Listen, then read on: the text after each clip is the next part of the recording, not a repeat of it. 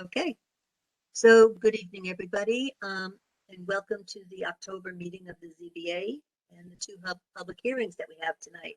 I'm Patty Kelly. I'm the chair of the ZBA, and the first thing I'm going to do is take roll call so that everybody understands we have a quorum. Henry, is that me? Why is that happening? No idea. Can everybody hear me? Okay, so this is roll call. Henry Rua is the vice chair. Are you here, Henry? Yes. Joe Mayone? Yes. Tim Scott? Yes. Randy Ricks? Randy? Yes. Okay. And Holly Strutt? Yes. All right. And the first thing I want to do is I want to ask Holly Strutt, who is our alternate member, if she will join the board for the second half of this public hearing, the Tarpon Towers Verizon application. She has been on this application since the beginning. Randy Ricks was not yet a member of the board, so he can't participate in that application, but he is participating in the one for the Kinnery West. Holly, will you be a part of the board tonight? Yes. Thank you.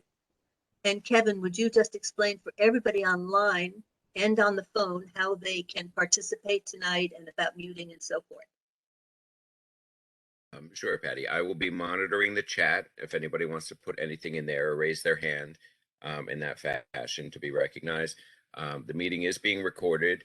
I can mute participants. I cannot unmute you. So you might find your microphone going off, especially if I hear extraneous sounds coming from it.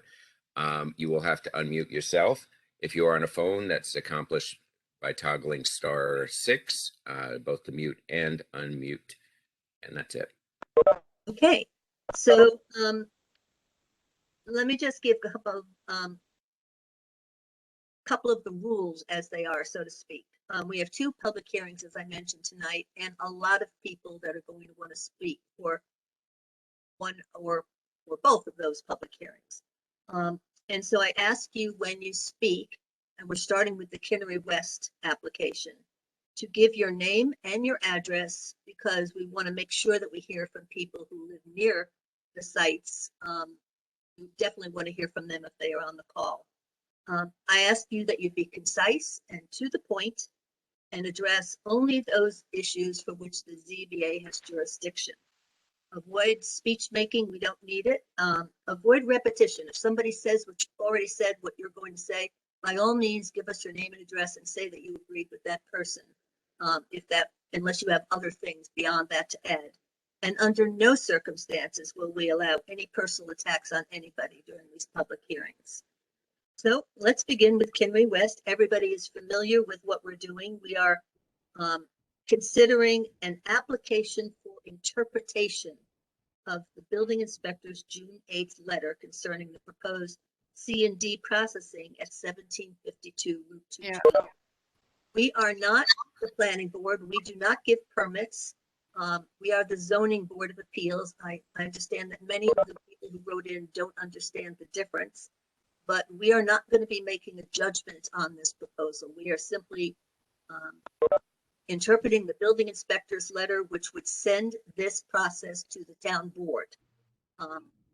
So let us begin. And who would like to be the first speaker tonight?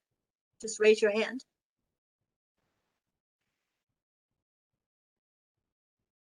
Well, are there any of the neighbors here? We've heard from Kim before, and we've heard from Lisa. I want to this is for a public hearing for the people specifically who got those cards. Yes, tell us your name, please. My name is Mark Cantor.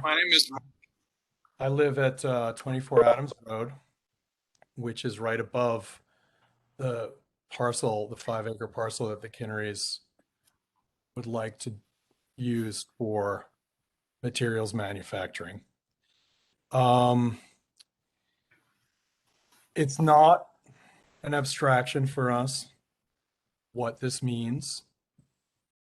We don't oppose people having businesses.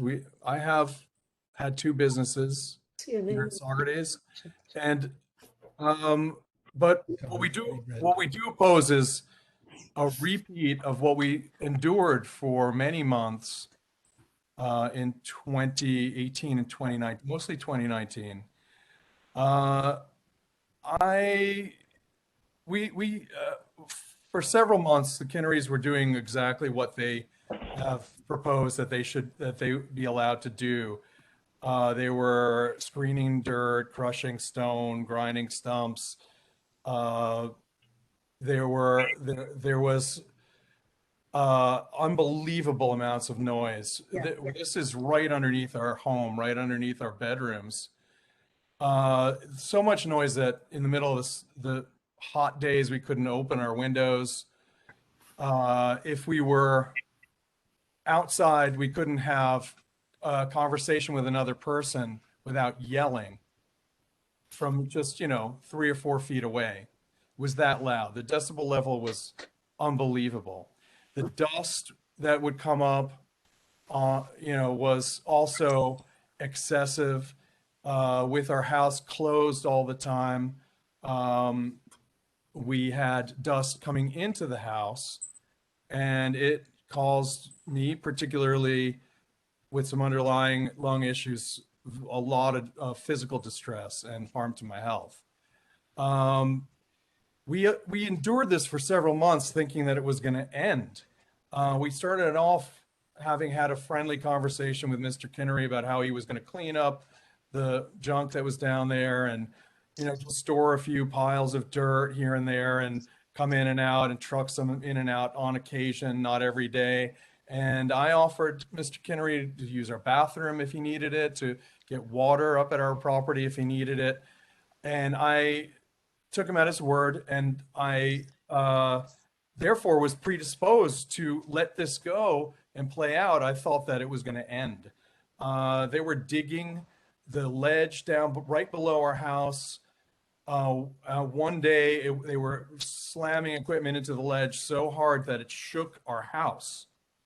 I wasn't here. My wife ran out and yelled at them to stop, and she was told that she should have bought the land. It's commercial property and they can do whatever they want, basically. That's when we started talking to the town and discovered that the Kinnerys were doing this without any legal ability to do it. They were doing it illegally.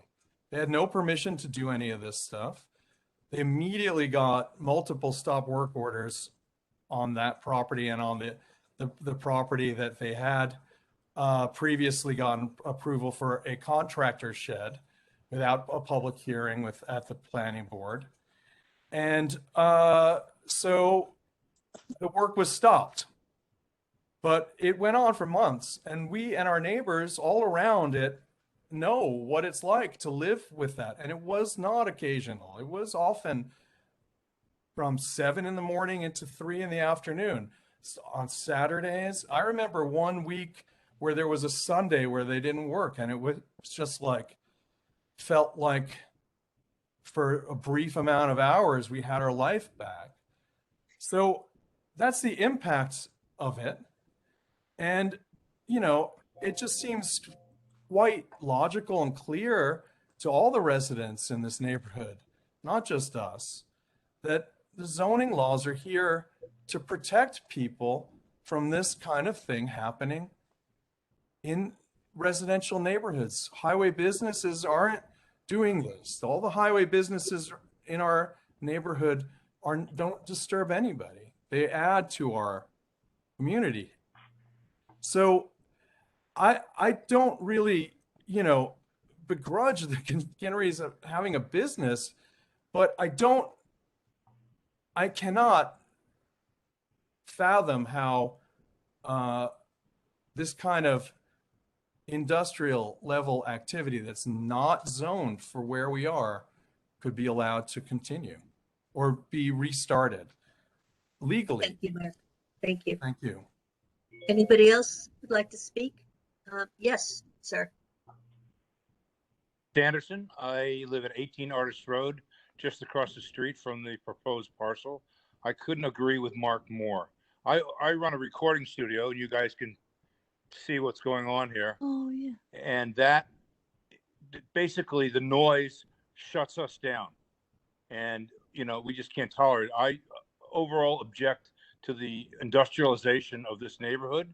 We live between a sawmill, 2-car junkyards, the transfer station, the what was it? Central Hudson. Central Hudson. Anyway, there's a lot of stuff going on here, and our natural world is absolutely floating away from us, and it's going to put me out of business if it's as noisy as it has been. And the dog park, they're taking away woods from us, so it's like everything. So I would urge you to not approve this application, and I agree with Mark. Thank you. Thank you. Yep. Let me just reiterate one more time. We are not the people that will be approving the application. We will be deciding where it goes to the town board, which is what municipal code calls for, where they have control over what where C and D can and cannot be in the town. So, but it's not the zoning board. We will simply be making a recommendation based on our interpretation of the building inspector's letter. But we will certainly forward to the town board or whoever gets this, all of the letters and these tapes, so that they will be able to have that information as well. And then there will be additional public hearings. Well, thank you for your clarification on that. And You're welcome. You You're welcome. know how you feel. I definitely know how you feel. Thank you. Yes, there's another hand up. Sir? You're muted. We can't hear you. Oh, you're muted. Yeah, yep, you're right. Sorry. My name is Paul Steinberg. I live at 1715 Route 212. So just under 0.2 miles from the Kinnery site. I want to echo what Mark said and just share briefly my own experience in 2019 or so when that noise was going on. We did not suffer at our house from the dust or the shaking, but we did suffer from the noise, and it was pretty much intolerable. We could not work. We could not work comfortably, could not speak on the phone, could not listen to music, could not watch television. It was it was like having jackhammers or something. I didn't even actually know what was going on, but it was extremely disruptive. Then it ended. I participated in the planning board meetings that seemed to come to a conclusion that the site would be used to store materials, to store vehicles and dispatch vehicles, and to run an office. And since that horrific noise stopped, I've had no issue whatsoever. As far as I'm concerned, they've been just as good neighbors as the veterinary hospital. Oh, thank you. The veterinary hospital across the street from me, or Gallows, or the Tea House, or any of those things. We hear nothing from them now because of the pandemic, but I think this is going to continue. I've always worked full-time at home. My husband is working now almost full-time at home most days. We're both on Zoom, and on the phone. If that kind of noise continues, it will just stop us. We simply won't be able to do our work, and never mind just live comfortably. So I'll stop there because Mark made a bunch of other points that I completely agree with, but I'm only speaking because of having had the experience. If I hadn't had the experience of what it was like, I would, it might be more theoretical, but it's really not theoretical. It's a major imposition. And I don't know what we do then. We have to move. Thanks, Paul. No. Kim, do you want to talk to someone? Yeah. Let me just clarify. I'm not Kim. I know it says Kim. I'm actually Gina. I'm not right, Kim. Of course. Sorry, Gina. I'm Gina. I am mindful of our neighbors. We were hammering rock at 1740. That site's already been approved. And to kind of be good neighbors and in a good faith effort, we agreed not to hammer any more of the rock ledge, even though it's our hammer and it's our rock and we need rock because the elevations are off. We agreed not to hammer any more rock. It's a hammer that goes on an excavator. We don't crush rock. We don't mine rock. We just hammer it. And then we were mindful of it, and we agreed at the town planning board not to hammer any more rock. And we're not going to hammer any more rock on 1752 either. That's what it was. I'd like to address this stop work order. We did have a stop work order on 1752 because we had a commercial grinder there, And that was unbeknownst to us, we could not use the commercial grinder there to clean up the 1752 site. What we had to do to remedy the stop work order was to move the grinder approximately, I don't know, 550 feet to the right, back onto 1740, where we had an open building permit. So that's, some of the noise has been alleviated with those two things. And also in an effort to help with the noise and to work cooperatively with our neighbors, we agreed to hours of operation for Kinnery Inc. To 7 to 5, no weekends, no holidays, barring any emergencies. So, we are mindful of our neighbors. We do want to work with our neighbors.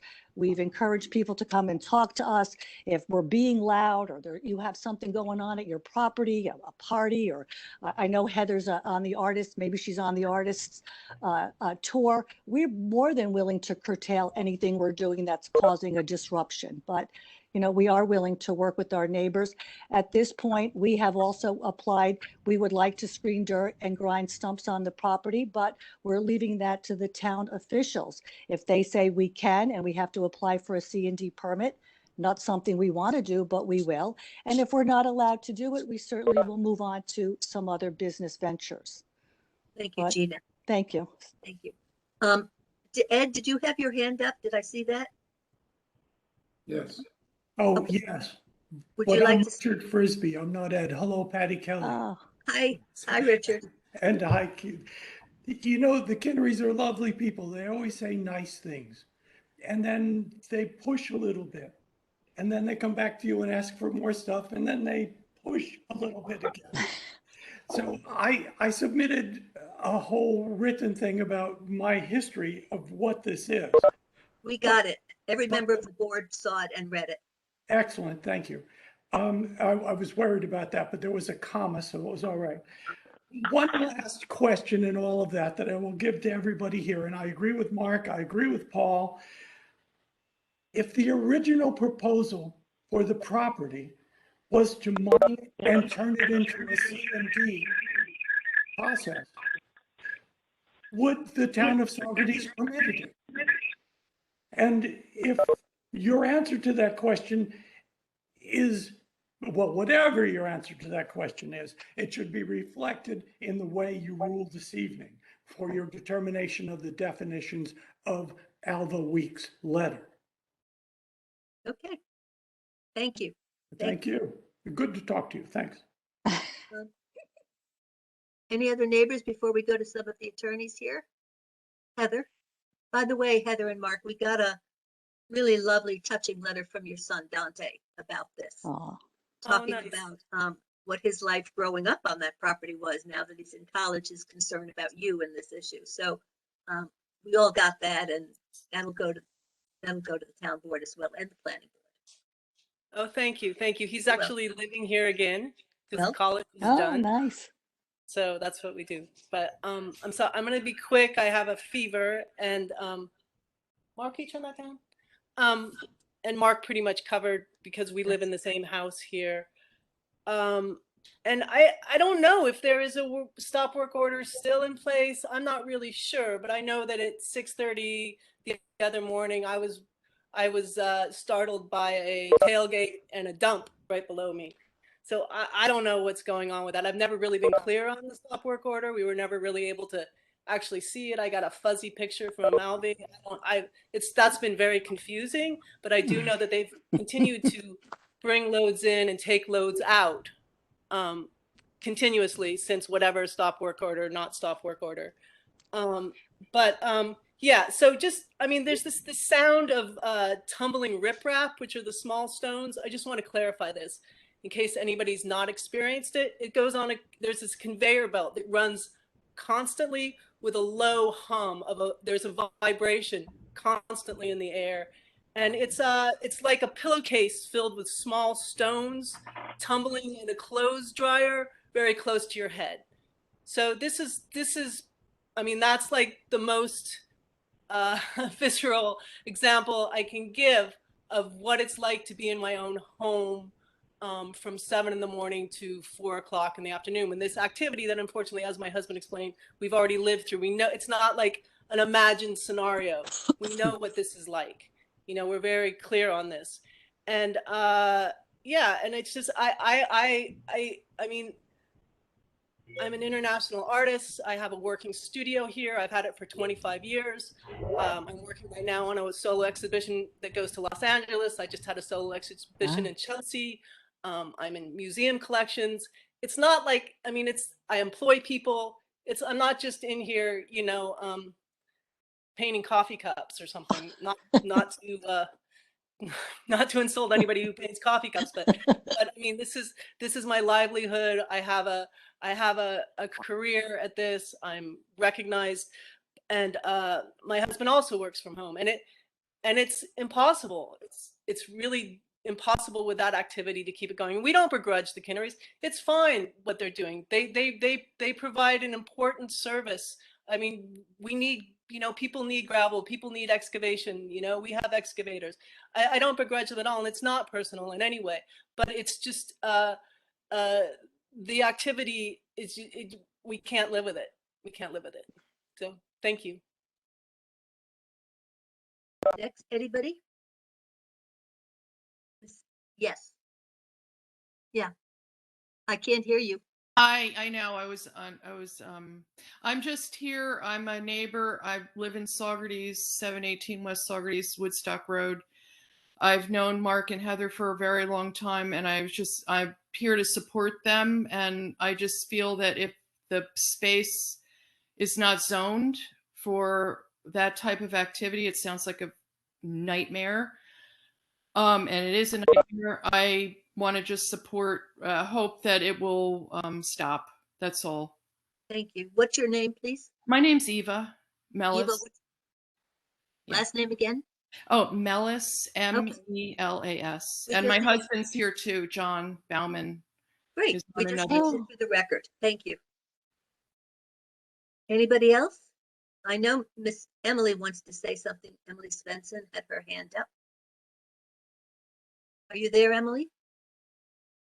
I am. Are you ready for me? Yes, go ahead. No. Sure.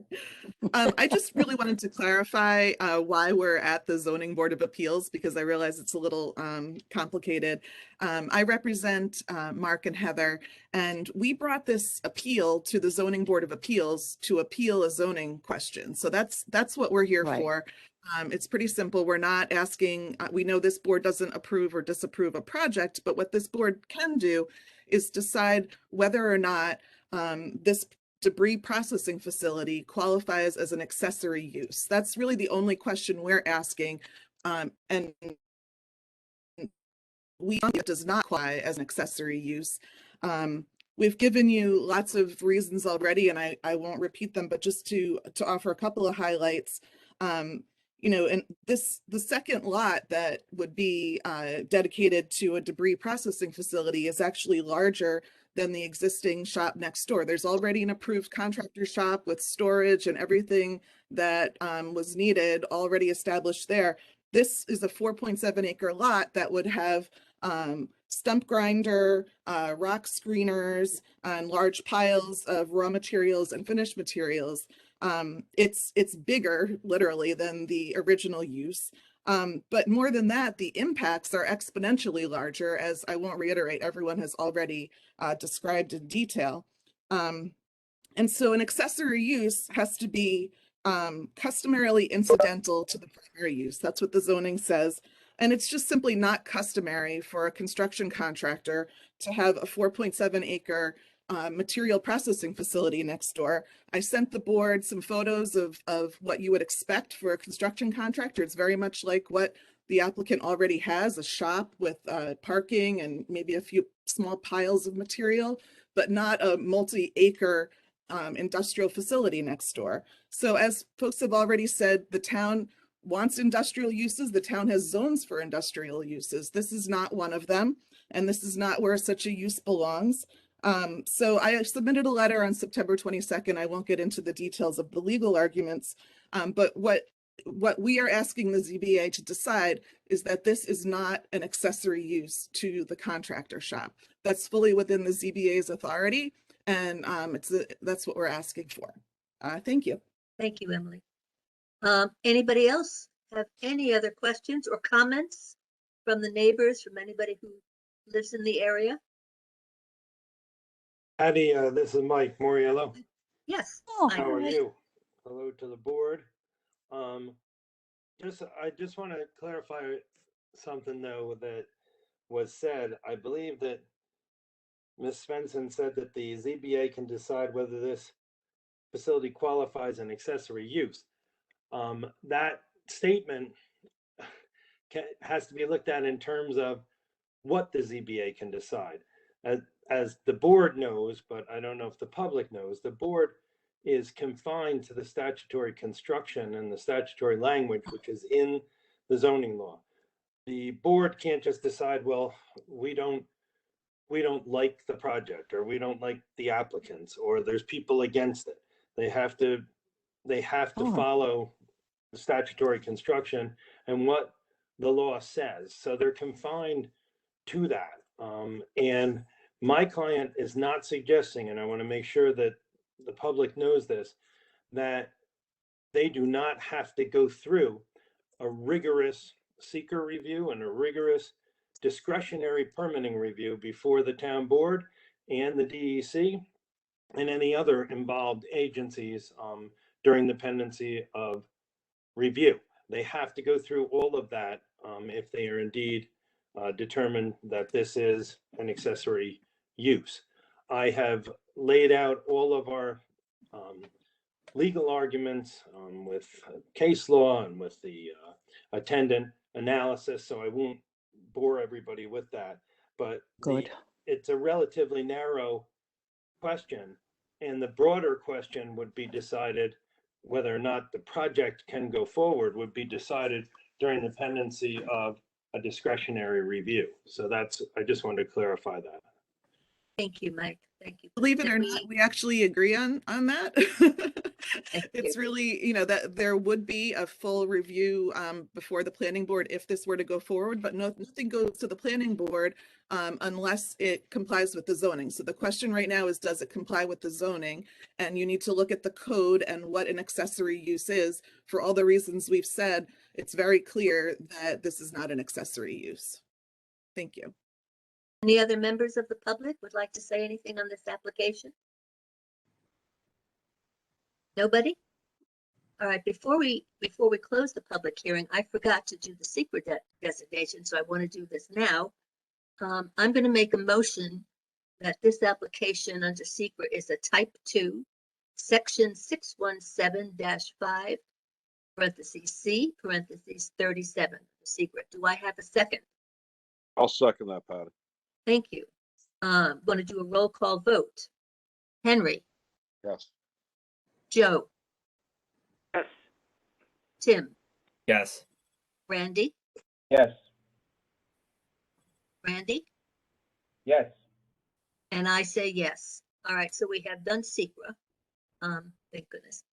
And so last time, for any members of the public who would like to say something on the Kinnery West application for an interpretation of the building inspector's June 8th letter. Hearing none, can I have a motion to close this public hearing, please, from anybody on the board? Motion Make to a close motion the to hearing. close. Okay, I don't know who that was, but I'll say that was Tim. Both of you spoke at the same time. Do I have a second? I'll second Patty. Randy. Thank you, Randy. Let's do a vote. Henry? Yes. Joe? Yes. Tim? Yes. Randy? Yes. And I vote yes. So thank you all for participating in this. In terms of the applicant, we will hopefully have a determination by the next board meeting, which we will, of course, say in public what that is at the next board meeting, so everybody knows. And thank you all very much for your participation and for being civil to one another. It's appreciated. Sometimes these things are difficult, but I have a question. Can you the first thing that you voted on with all the numbers? yes, Chris Anderson, sorry. that's a secret designation that we have to make on every application. Type 2 means that they don't need additional environmental assessment forms, and they're not serious considerations, just for the application for an interpretation. Okay, Everything we do has to have a designation. I get it. Okay. All right, thanks You're for the welcome. explanation. Okay. So, Thank you. I'm sorry, anybody else? I was just saying thank you. That's all. Oh, okay. So, Thank everybody that is not associated with the next hearing, which is the Tarpon Towers 2 Verizon wireless cell phone tower, you can stay if you'd like, or you can go about your lives, and we will proceed with this next one. So thank you all very much. Thank you to the board. Thanks. Thank You're you. welcome. Patty, Yes. Emily Svensson commented in the chat. She wanted to know if written comments are permitted after this meeting. Sure. Sure. We've been getting them up to right to this meeting, even though the deadline was Friday. Several comments on both applications, by the way, including the Verizon, come in the last hour. So by all means. But, you know, just for another day or so, because we really want to compile all of this and make sure everybody's got everything. Okay, Okay. thank you. Now, on to the public hearing on Tarpon Towers 2 Verizon Wireless and the 3 variances requested for the proposed cell tower at 17 Industrial Road. Like I mentioned at the beginning of the other public hearing, I'm asking all of the speakers, because there are a lot of you, to stay as concise as possible and on point. I know there are a lot of issues around cell towers, but the ZBA is only dealing with the variances, the 3 variances that you're all very familiar with. Excuse me. Should those variances get passed, if that was the case, the application would then go to the planning board, where they would be doing the full site review. So some of the issues that are not relevant to the variances would be explored in that application. So, and again, all of us will stay cordial and civil to one another, and even if you're frustrated, just work through it. And let's start. By the way, the planning board is the lead agency on this application. They have already declared this to be an unlisted action under SEQRA, so we do not have to vote on that. And as I mentioned, all of the comments that have come in on this application, including the ones that have come in within the last hour or so, have been forwarded to all the board members. So everybody has everything and has read everything. So who from the public would like to start on this application? Mr. Greco, are you there? No? Yeah, Is Julie Desch there? Well, since Julie's not on quite yet, John, you have been on every one of these calls since the beginning and haven't been able to say a word. I thought you might have something on your mind. Patty, this is Kim. I just, since this is the first public hearing, would you like to, you should probably have a motion to open the public hearing? Oh, I'm so sorry. Can I have a motion, even though we approved the public hearing at the last meeting? We'll do it. Can I have a motion to open the public hearing? Okay, Joe, second, please. I'll second. Okay, Henry seconded. All in favor, please say aye. Aye. Aye. Aye. Joe? Aye. And Holly, you're on this one. Okay. All right, and I vote aye. So it is, the public hearing is open. Thank you. Thank you for reminding me about that. Okay, Mr. Greco, the floor is yours. Thank you, Madam Chair, members of the ZBA, and counsel for the ZBA. Good evening. I'm John Greco. My office address is Governor Clinton Building, 1 Albany Avenue in Kingston, New York. I'm the co-owner of property on Old Kings Highway, adjacent to Industrial Drive, that directly borders the proposed cell tower site. The co-owner is my sister, Janine Greco, who's also here with me this evening. I'd like to start out by pointing out to this zoning board that the town of Saugerties consists of approximately 68 square miles. And the population in the town of Saugerties is just a shade over 19,000 people at the last census. And this tower proposal by Tarpon comes to this board and with a straight face says in 68 square miles and with only 19,000 residents, this is the best site that they can come up with. Tarpon's been all over the place, as the longtime members of the board know. First, the best site to solve this supposed gap in coverage was on Schoolhouse Road off of Churchland Road. That was the best site that they needed to close the gap. And when the zoning board correctly denied that application, the next greatest site was the Mount Marion Fire Department. And that was the site that was needed to close this alleged gap in cellular service. And when that didn't work out, or so far hasn't worked out for the applicant, the latest and greatest proposal is on Industrial Drive. Now, I'm sure several members, maybe all of you, went out to take a look at this proposed site. Hopefully you have, or before making any determinations, you will. But in doing so, I'm sure you saw that it is an open field. And that's why the applicant is requesting a variance from silhouetting the tower against the sky, which is a specific prohibition in our zoning law that the tower shall not be silhouetted against the sky. This tower is entirely silhouetted against the sky from several viewpoints. In addition, this tower is literally adjoining and in the backyard of multiple residences along Old Kings Highway. And it's so close to these residences that the applicant comes before this board and asks for significant and substantial variances, area variances for front setback and side setback, because they aren't even close to what the zoning law requires. They're trying to squeeze a 159-foot tower on a parcel which just does not meet the 1.5 times the height of the tower setback and sideline requirements.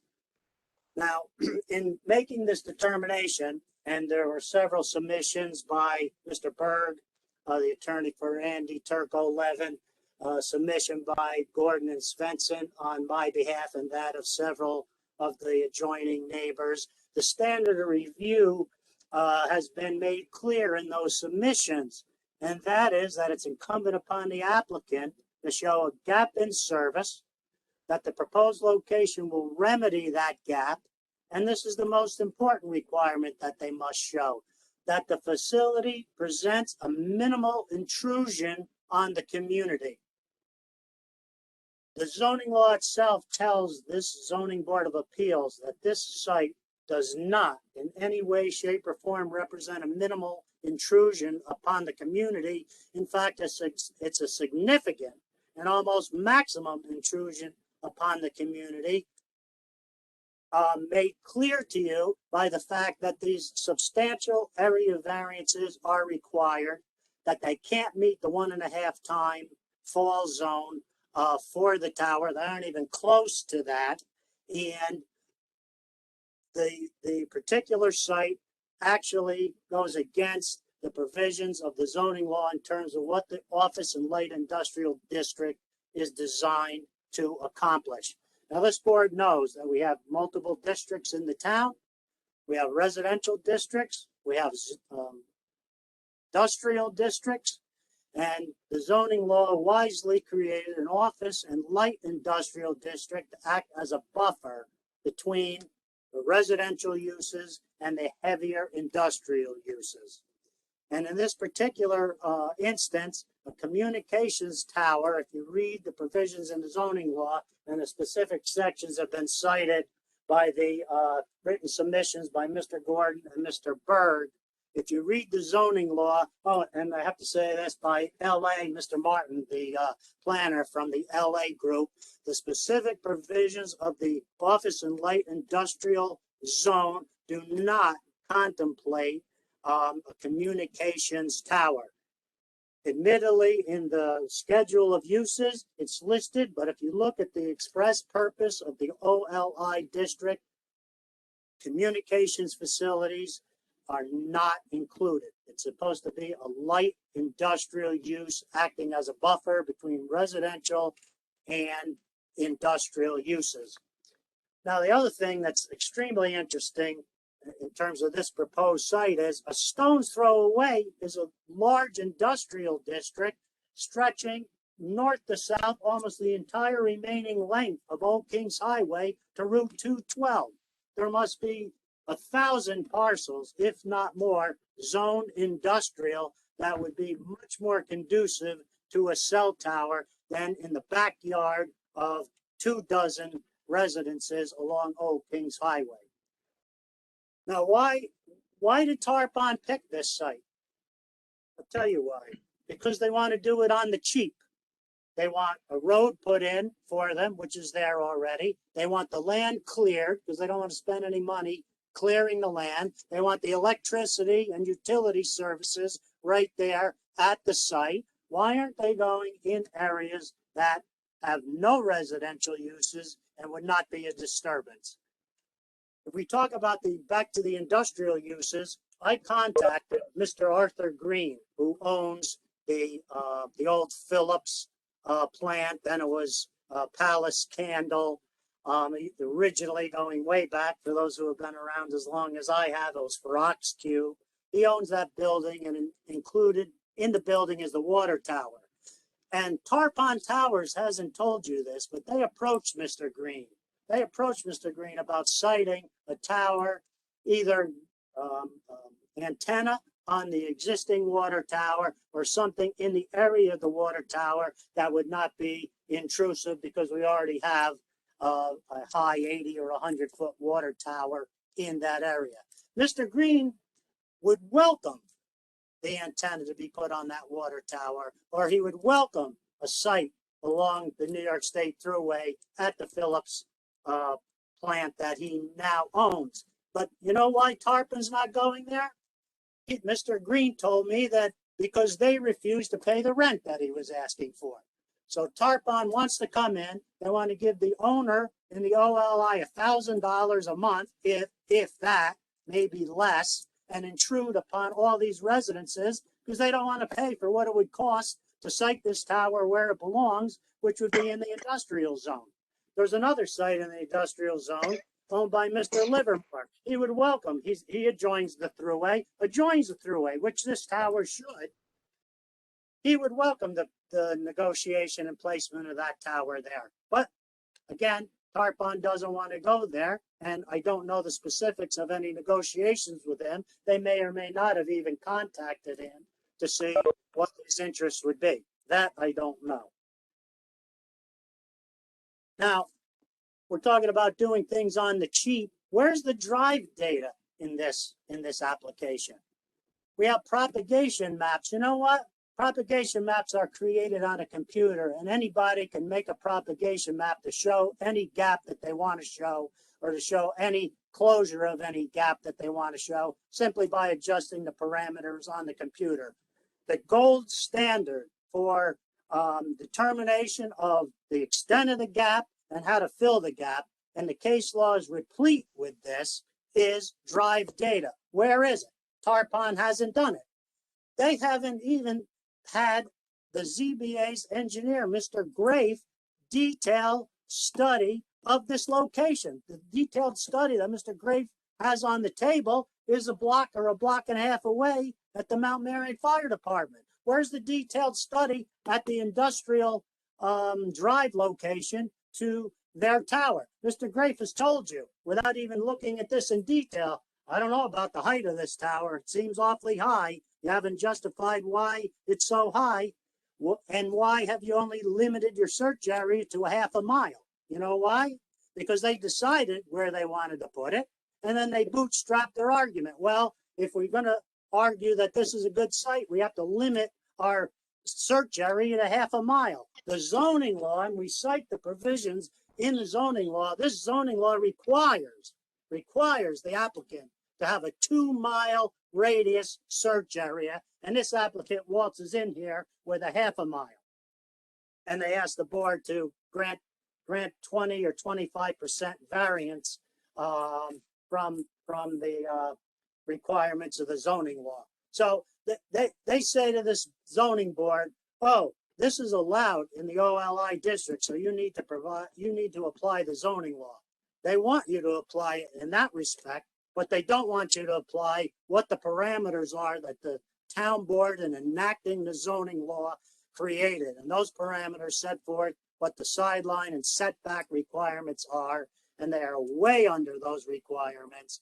And they have shown no way, no how that this facility represents a minimal intrusion on the community. And one final thing, Mr. Rua was very astute to point out at the last meeting. He said, what if this thing falls on somebody's property?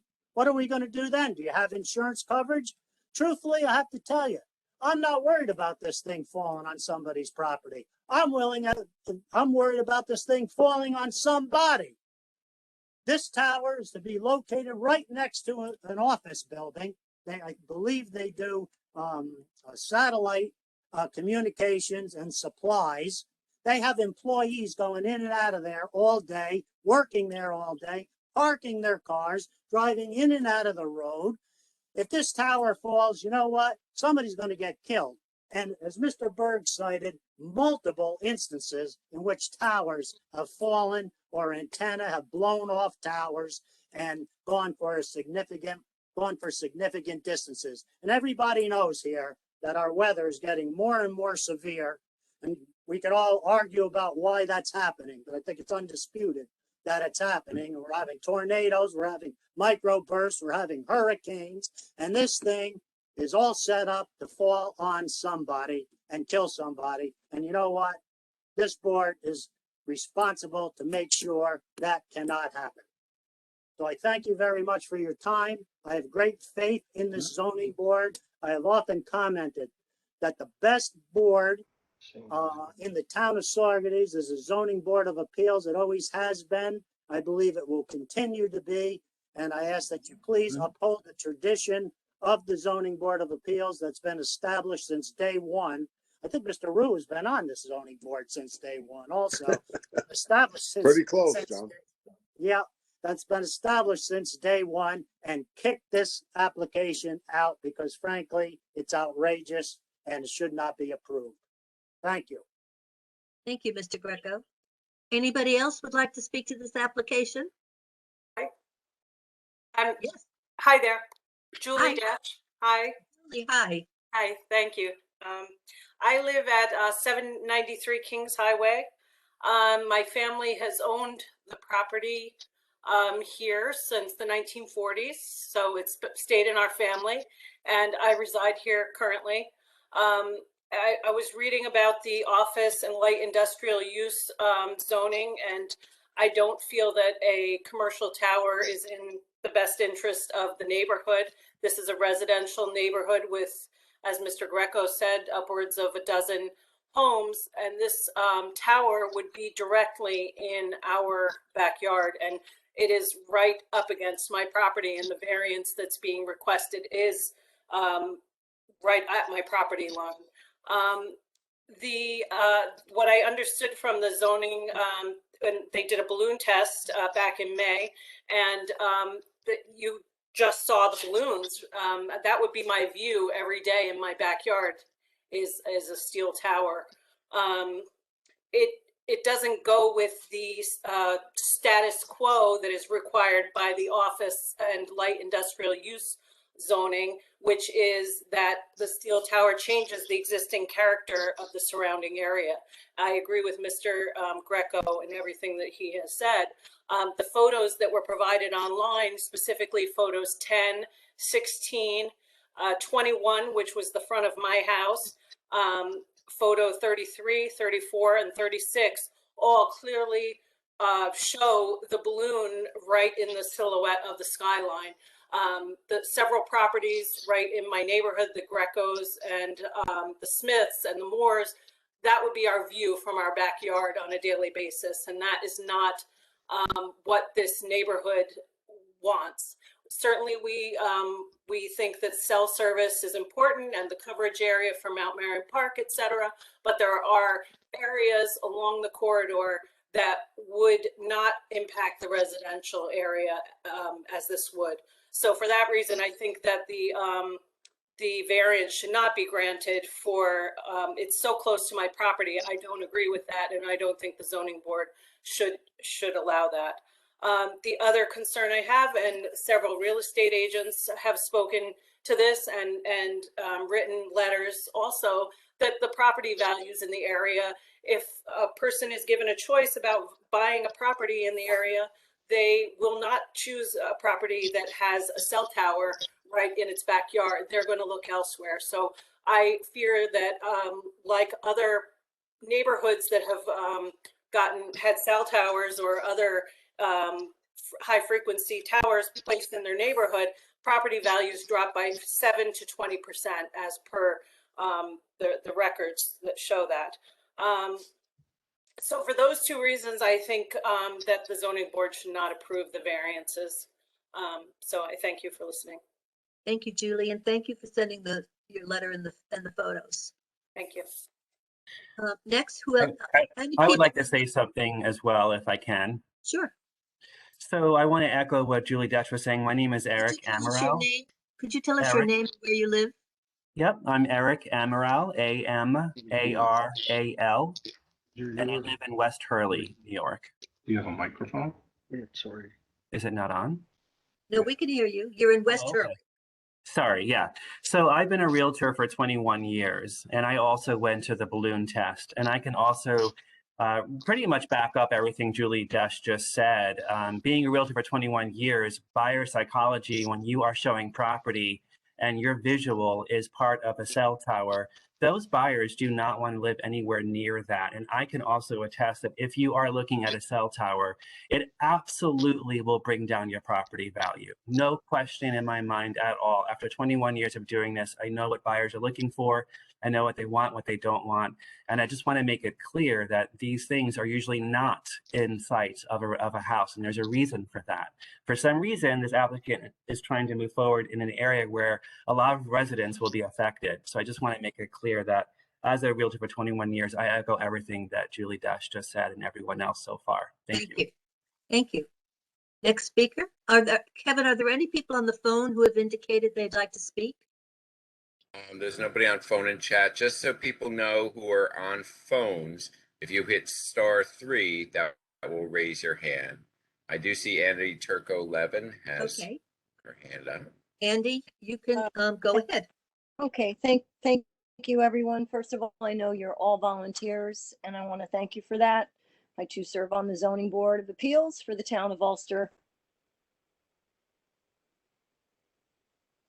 I'm well aware of this, so thank you for that. My name is Andy Turco Levin. I'm sorry I don't have my video on. I'm sitting outside a soccer field in an RV with pretty bad cell service, so I completely understand.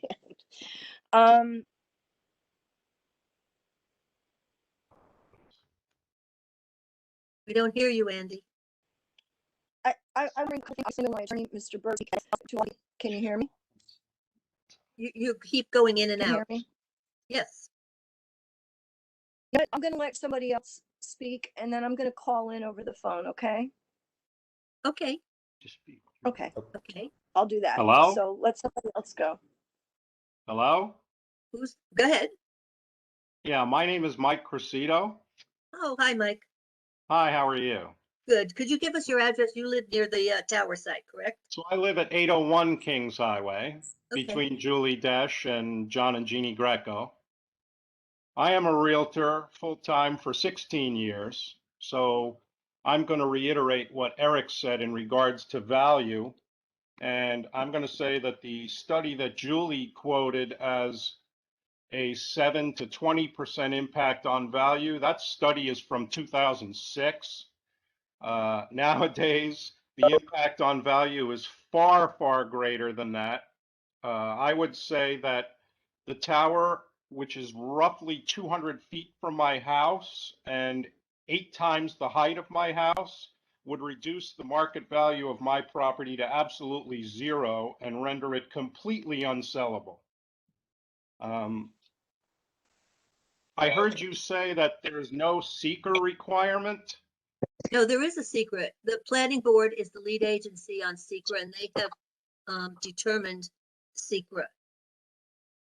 They have declared it to be an unlisted action under secret. That does not mean no determination. That just is the title for secret.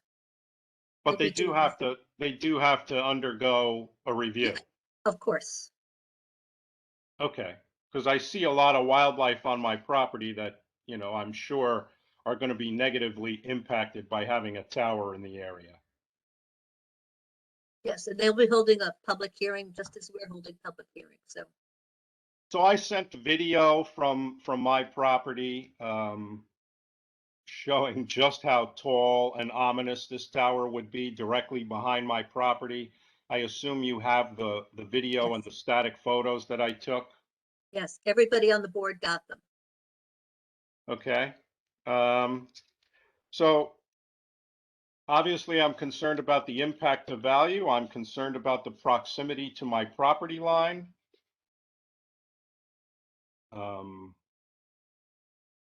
And I just think there are, within that 2-mile required radius, there are many, many other properties that should have been considered and were not, and should be, because there's no reason to have this placed in an area that has such a negative impact on the residences that are so close by.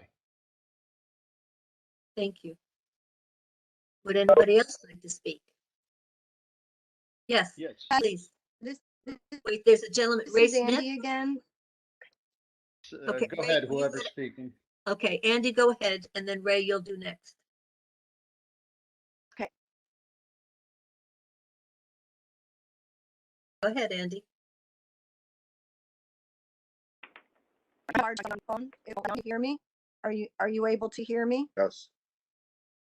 Okay. Yes. I'm Andy Turco Levin. I live at We can hear 242 you. Harwich.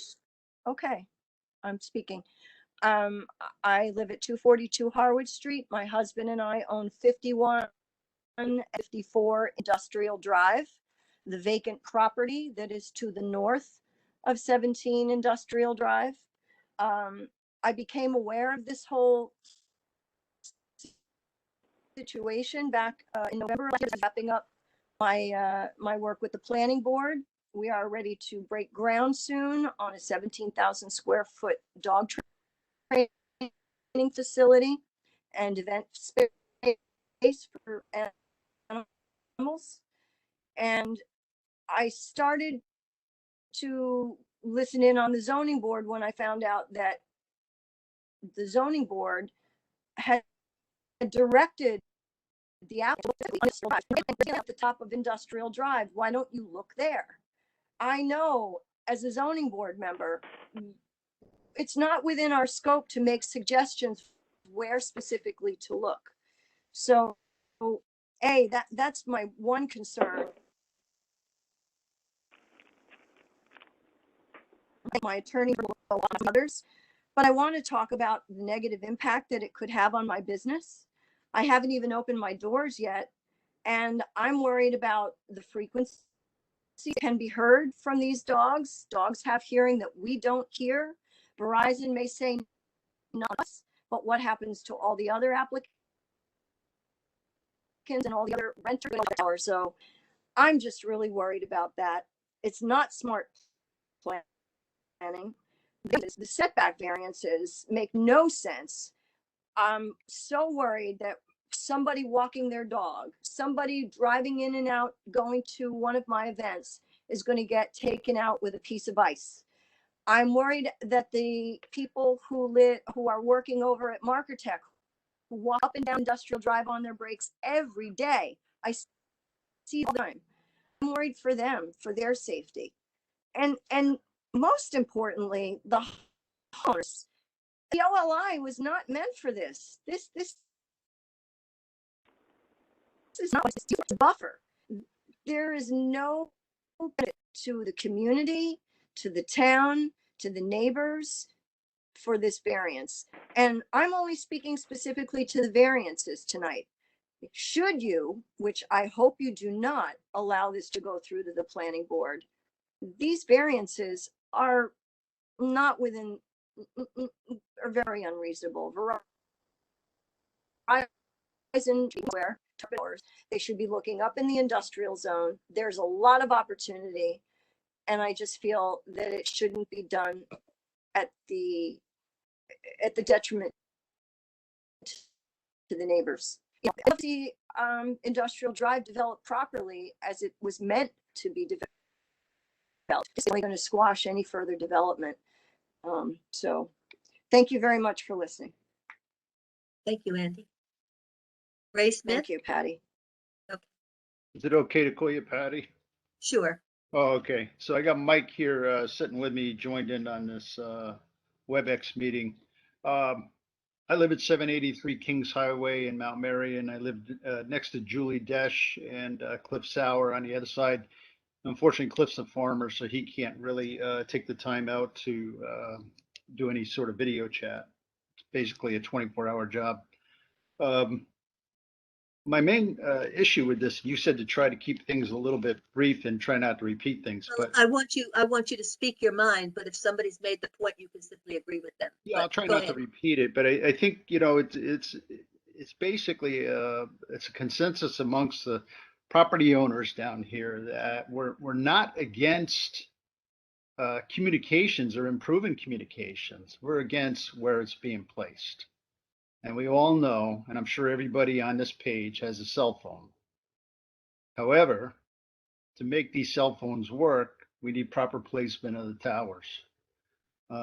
Sure, it would be nice if they had fiber optic up here in Saugerties, and that would take care of all of our issues. But my main concern is the proximity of this tower to especially Julie Desch's property would be close enough to lower the property value of her property, my property, and it would also silhouette the sky. And there's no doubt about that. I have pictures of the balloon test. I can send them to you. I'm sure you have other pictures, and they're probably going to all start looking the same. So the Well, submission. Ray, let me just say, when the photographer for the project did them, he never stepped on people's property, never went into the backyards. If you have photographs from your backyards, we're absolutely interested in seeing them because I just got to figure out how. I'm not a technology guy, okay. It's so just a I got to figure out perspective. how to get them to you. Okay. You can always drop them off to Kevin at the ZBA office in the town. Okay. Thank you. Okay. I didn't mean to cut you off. I just wanted to say Okay, that I appreciate it. And this is all new to me, so we especially appreciate the, getting photos. Thank you. yeah, no problem. I think Mr. Greco hit the nail on the head on quite a few areas of concern for this neighborhood. And I believe if it's okay to ask this question, this is going through the phone company Verizon. And if I'm not mistaken, one tower is already in existence up near where the old Grand Union was. And another tower is in existence down by the Ruby Hot Shop, which is about, I'm going to say roughly 2 miles, mile and a half south of me. The area between my house and the end of Kings Highway near the Grand Union is 3.2 miles. So if you add that other mile and a half, or even 2 miles, it'd be 5.2 miles. So if you take the halfway point, that would put the ideal area of a cell tower, if they're going to put one up, along the Thruway corridor near the rest area, or again, as people have said before, near the old Ferox Cube water tower. And by the way, the hamlet of High Falls, New York, just south of us, has a water tower with cell phone antennas on it that cover a multitude of areas. And it would be approximately the same height, just to let you know. And that is a very heavily wooded area with rolling hills.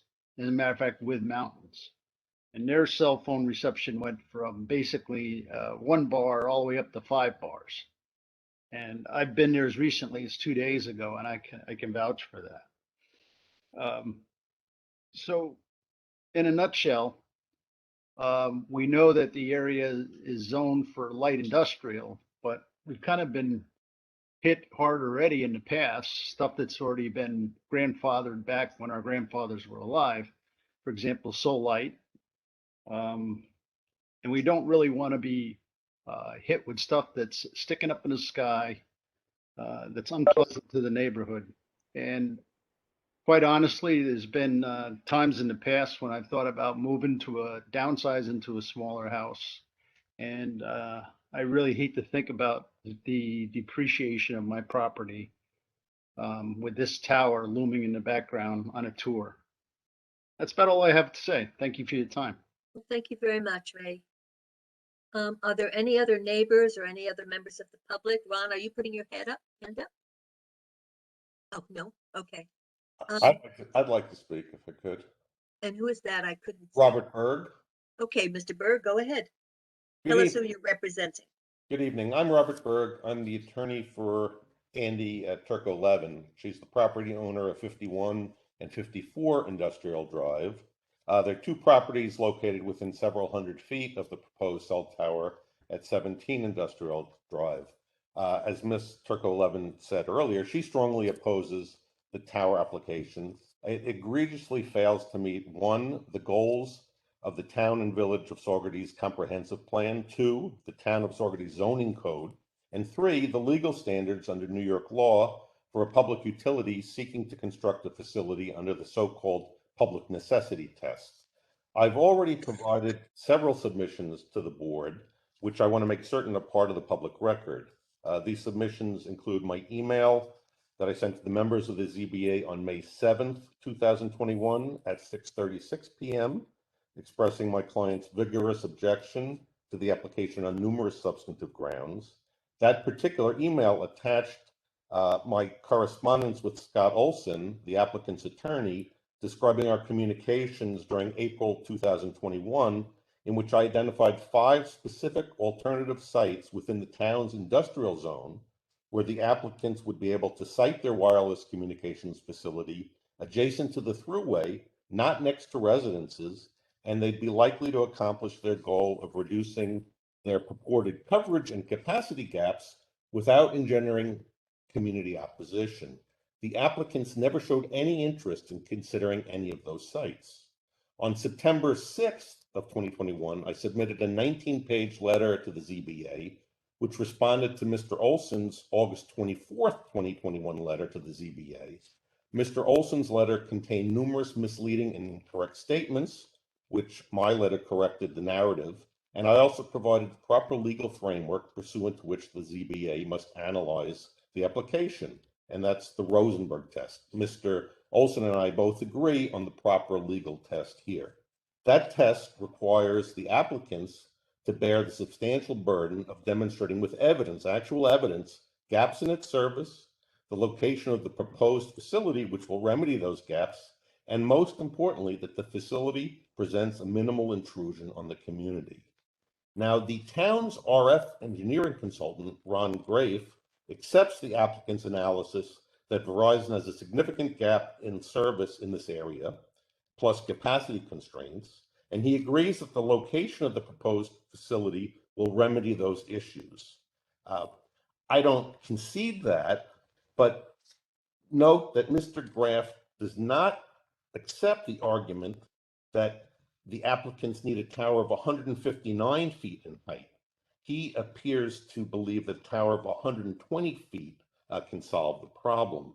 But Mr. Grafe hasn't done the full job that this board needs him to do.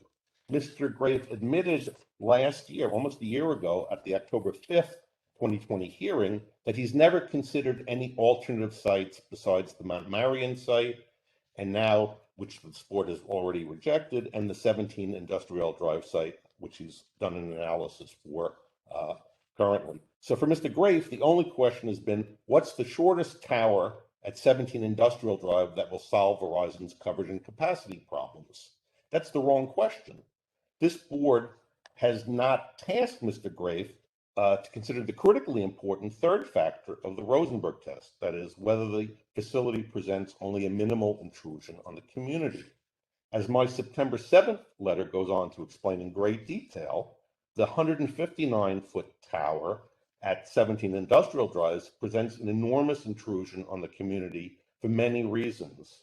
But as the expression goes, there's more than one way to skin a cat. Here, assuming that Verizon does have coverage and capacity issues, there are multiple minimally intrusive ways to solve those issues without burdening the community with a 159-foot tall eyesore that presents public safety hazards. As far back as my first conversation with Mr. Olson in April of 2021, I proposed such alternatives, but his clients never pursued them. One simple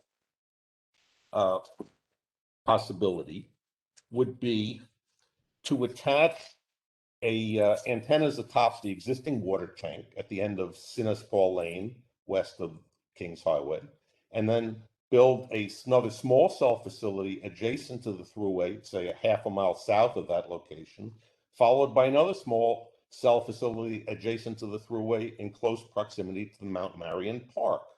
That solution would eliminate this gross visual impairment and the public safety risks of having a 159-foot tower rising above nearby residents. And the zoning code prefers such solutions. A group of much lower towers or small cell facilities or antennas attached to existing structures, but no such feasibility study has been conducted by Mr. Grafe nor by applicants. Shockingly, the applicants disingenuously assert to this board that they've analyzed and considered 30 alternative sites before concluding that Mount Marion Firehouse site and 17 Industrial Drive are the only two acceptable sites. If you look at their site selection analysis, you'll see that 28 alternative sites that they eliminated were never actually considered from any technical RF standpoint as to appropriateness. Rather, these sites were identified, immediately classified as Category 5 sites, and rejected solely on the erroneous basis that the Firehouse site was a higher priority Category 4 site, so there was no point at looking at any of the 28 other sites. Of course, You got to correct him. Excuse me? Go ahead. Okay. Of course, 17 Industrial Drive is the applicant's fallback site, which they chose only because this board insisted at the October 5th, 2020 public hearing that the applicants looked at properties in the office light industrial zone. In fact, at this public hearing, the then chair of the ZBA stated if the applicants investigate available sites on Industrial Drive, which she mistakenly said is within the industrial zone, then the applicants could seek a higher tower than the one that they proposed at Mount Marion's fire department, and they would not have to come back to the zoning board, but could just move on to the planning board for a special use permit. The clear import of her statement is that the application for a taller tower would be approved by the zoning board if made for a site on Industrial Drive. Chairman Kelly told Mr. Olson that that statement should get his attention.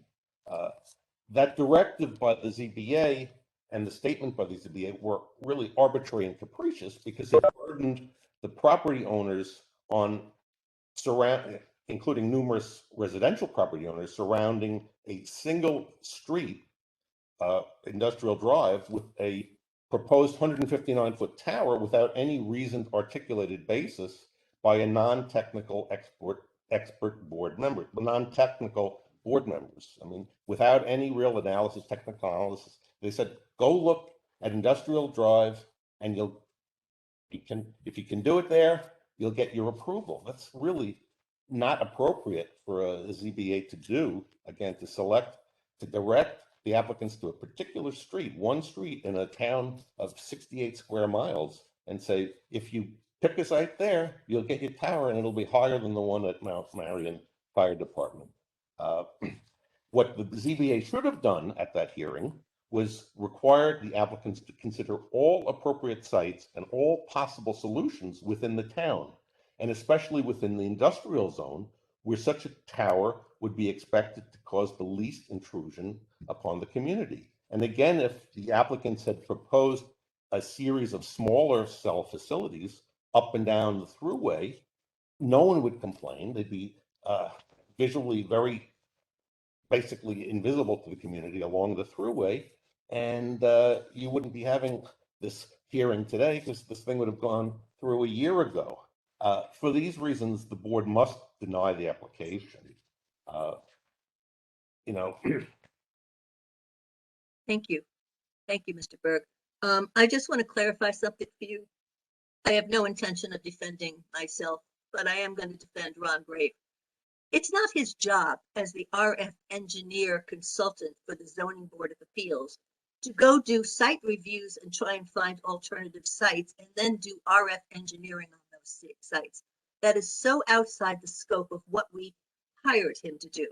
That is Verizon's job, is to find those sites, not Mr. Graves. That's all I want to say. And Ron, if I'm speaking out of turn, by all means, defend yourself. I'm not criticizing him at all. I'm saying he was not Well, it tasked. certainly sounded like a criticism. No, absolutely not.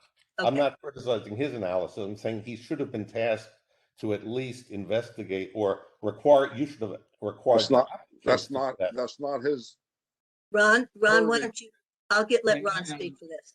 If you guys, can you hear me now, as they say in the Verizon commercials? Yes. Good. As some of you may know, I am the consulting engineer representing the town of Saugerties, New York. It's important to note, please, I'm a licensed professional engineer in the state of New York. And as a result of that, I have to live by a strict code of ethics with respect to what I can do when I'm working for a board. I'm working for the town of Saugerties on a one-off basis. They can fire me at any time. They can ask me to do something, but I'm independent. I'm not looking, as some firms are, with, oh, my next job is going to be with Verizon, so I better make sure they get a good site. I don't live there. I don't care about it. I just look at the facts related to what has been put on the table. Just as a bit of history, this first site, the way I understood it, and you'll have to talk to your expert planner, Dan Schuster, was the subject of the Mount Marion Fire Department was to have an approval under something called the Monroe Doctrine. Right, and they were denied. The zoning board voted them down on that Monroe Doctrine and suggested they go over to the industrial or in the light industrial zone. That is correct. And my understanding of the Monroe Doctrine, it had to be a benefit to the community. That was one of the balancing tests. Right. And in looking at the coverage at that point, you know, I've been to Saugerties once a very long time ago, and I kind of know the area a little bit, but I did all of my investigations by using satellite imagery, topographic maps to say, and I saw this place, the Industrial Drive site, in looking at the photos, I said there was nothing over there. There was a number of dead school buses and some old buildings, and I was advised that this was a permitted use in there. And I made the recommendation, why not look to that site? I never thought forgive me, those of you who lived there, that this was an area where the people lived. It was called the Industrial Drive. And I suggested, and you can blame this on me, I suggested that perhaps that site could be looked at because it was an industrial zone site, my understanding. And that's where this began. And that's why it's there now. But I have to point out in things that were said, I do not agree that the height of the tower, as you can see if you read my reports, my latest report and my latest response to a report, that to me, the evidence is not clear that this is the only site or this site has to be at that elevation. Now, with respect to other sites, that's, as Patty said, that's not my job. I don't find sites. My job is to evaluate the sites that are presented by the applicant or the community. Now, as someone pointed out, indeed, there is Verizon coverage here, and that is a fact. They have the coverage of their legacy system, with their nearly legacy system of 700 megahertz or 850 megahertz, the lower frequencies, which cover quite well. And they do have significant coverage. Your phone will work there. The problem is that cellular telephony or whatever we want to call it today, has changed dramatically over the past 5 years with the introduction of let's surf the net, let's download movies, let's look at videos, let's do this. And what does that take? It takes bandwidth. It takes a big pipe to do all of that. Unfortunately, and was correctly demonstrated by Verizon Wireless in this application, that Oh, Ron, you just got frozen.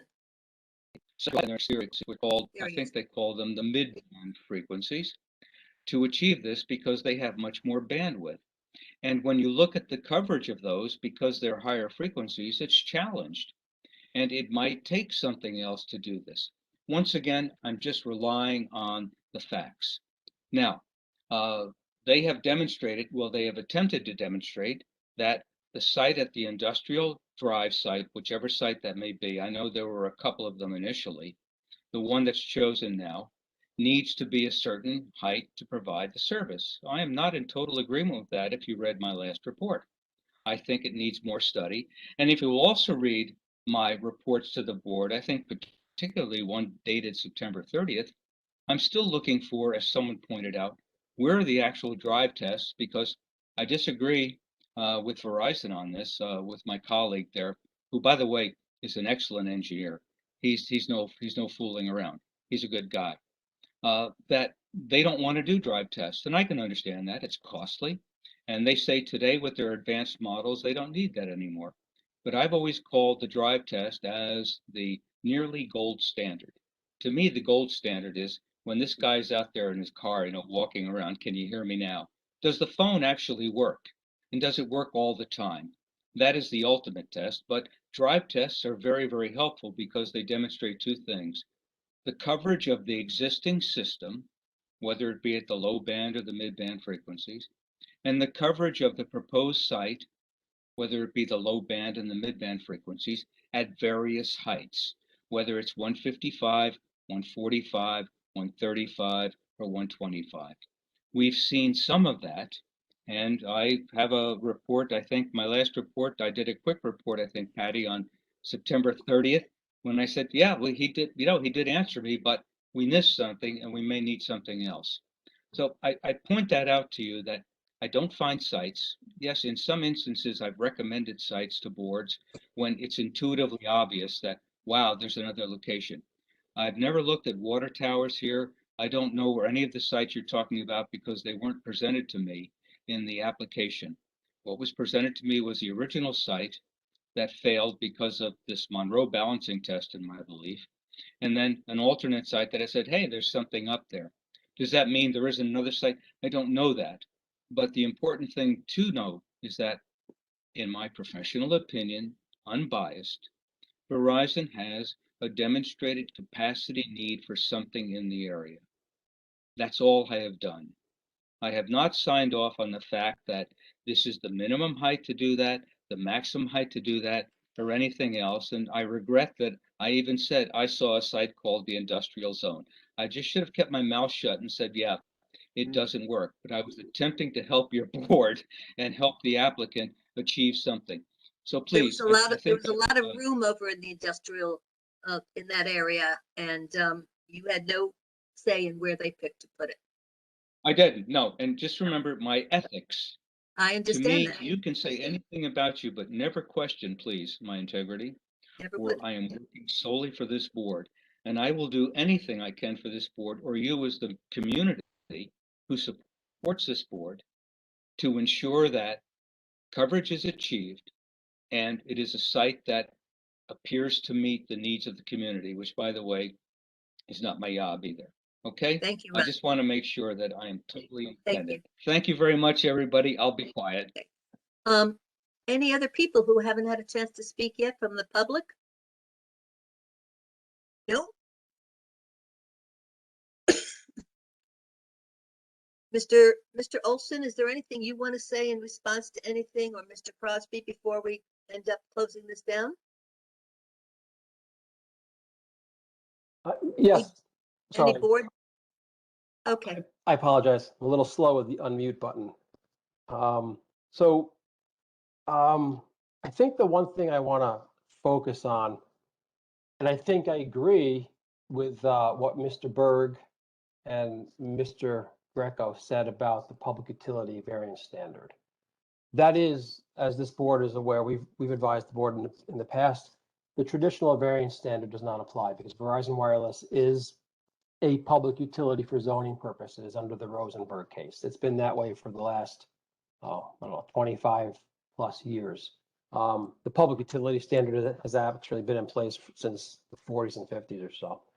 But and so I know there's been a lot of written comments submitted also to the board. And I just want to point out, in my view, there are 3 questions for the zoning board to answer, and that's it. As has been previously stated, number 1, are there significant coverage gaps or capacity issues or other issues that demonstrate a need for this site? I think based on everything I've heard, including what Ron just said, I think the answer to that has to be yes. That's one of 2 questions. The second question is, will this site specifically resolve those issues? Notwithstanding that there may be a disagreement about the minimum height justification, I think this site clearly will serve those issues. And the third prong is, as has been previously stated, will this present the minimal intrusion? We have a professionally prepared visual resource evaluation by Tectonic that demonstrates that this facility will not be visible from any of the the 2 inventoried visual resources. I believe Mr. Schuster has agreed with that. I believe the planning board consultant agreed with that. In fact, at the last planning board meeting, going back to the seeker issues, the planning board adopted a seeker negative declaration as part of a coordinated review with the ZBA, and basically concluding that this project will not result in any significant adverse impacts, including visual impacts. So I think, again, the board has to decide it, but in our view, based on the totality of the evidence that's been submitted, the dearth of evidence that's been submitted by any of the letters, there has been no evidence submitted.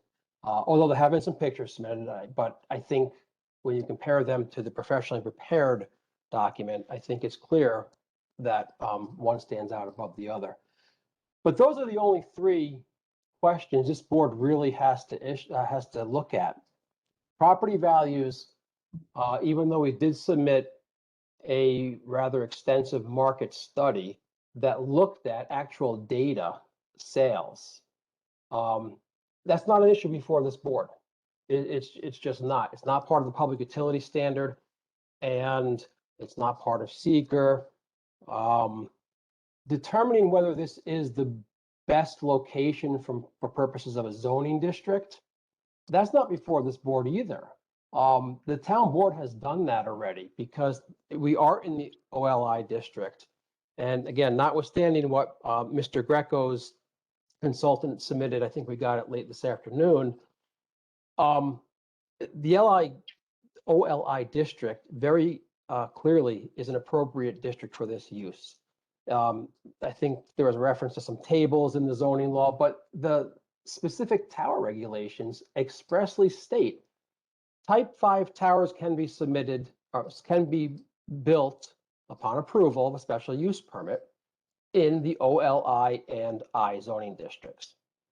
There's no one district is not better than the other. If that was the case, they would have been priorities in the zoning law that said that. They're equivalent from a zoning purpose. There are other issues. Again, you're just limited to these 3 questions, basically. That's the standard variance test for public utilities. So I just wanted to reiterate that. No. Scott, all due respect, yeah, you're saying there's 3. You're missing the most important one. This board is the most important thing that we have, are not the 3 things that you just mentioned. Is the amount of variance that you want for your site.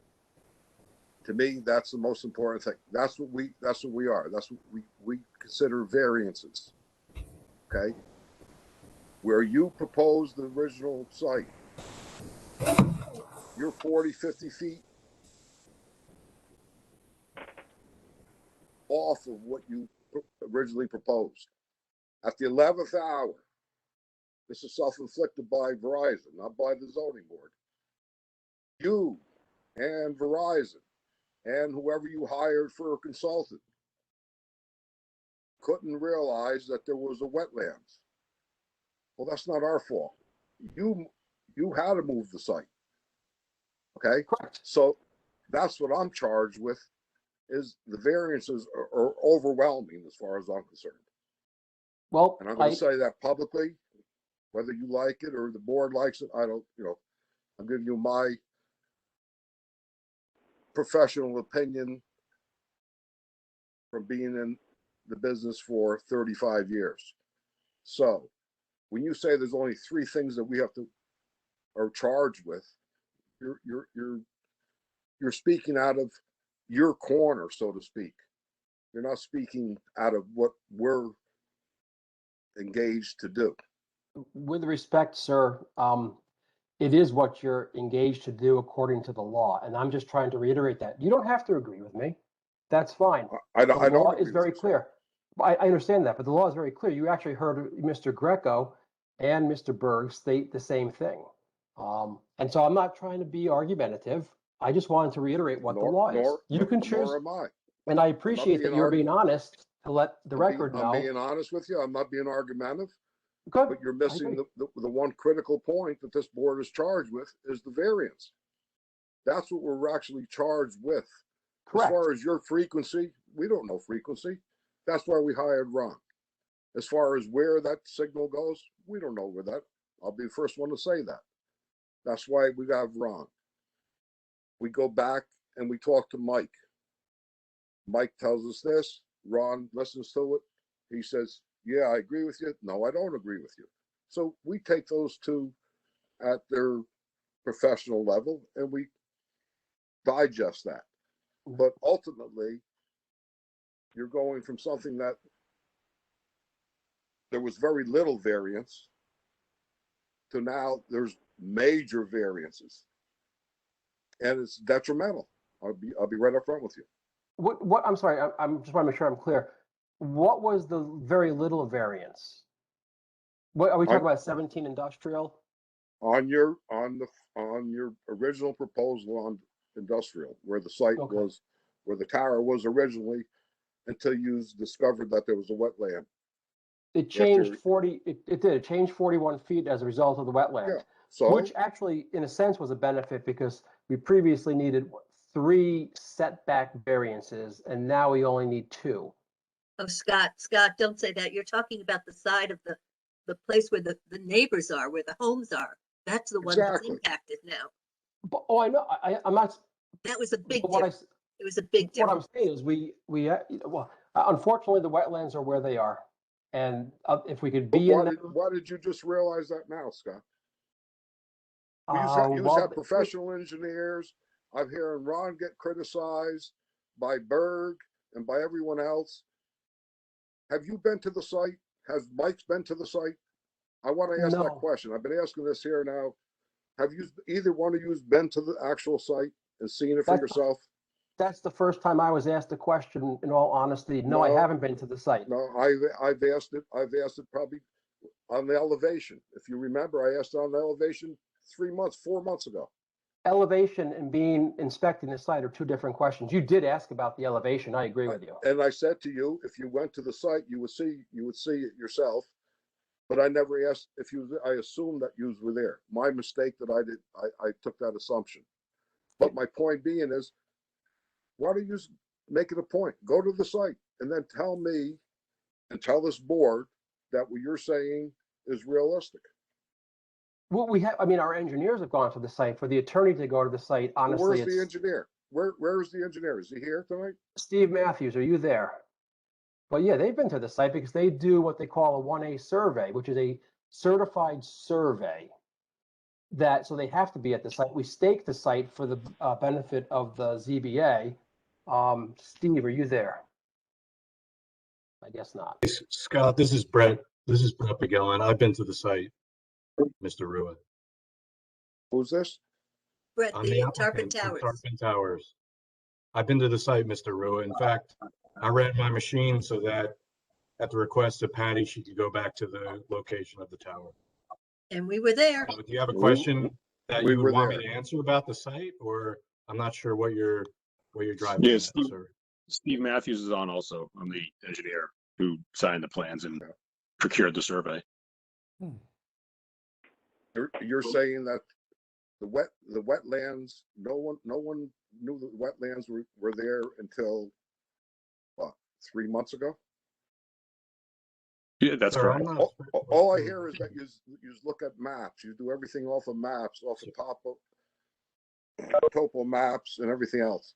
But yet no one, if you're the engineers, why didn't the wetlands pop up, a year ago or when you started looking at Industrial Drive? They are not on DEC or U.S. Fish and Wildlife database mapping. So how did don't exist. it surface then, Steve? So Tarpon hired a wetland scientist who reviewed the site and determined presence of more localized wetlands that didn't show up in the federal or state database. Okay. So at that And point, then why didn't you just scrap that site? Because so after the wetlands were flagged, our surveyors went and located the flags, and we were able to move the lease area and the fence compound on the same property and avoid the wetlands while still. You avoided the wetlands, but you intruded to the property owners. That's the point I'm trying to make. Yeah, Right, yeah. unfortunately, if we could be in the wetlands, we would. There are no other properties. There was one other property owner that was agreeable to a lease, and that was the property just north. But there's a building warehouse right in the center of that property, so those setbacks are going to be even worse.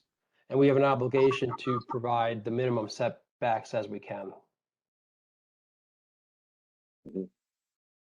Mr. Rua, if you remember last August in the meeting in 2020, when we were discussing the Mount Marion Fire District Department, we were advised by the board that we should look over an industrial drive. What we said, let me clarify that also. And Gene is taking a bad rap for this here. Jeannie did not say, Mr. Berg, I'm addressing you on this here.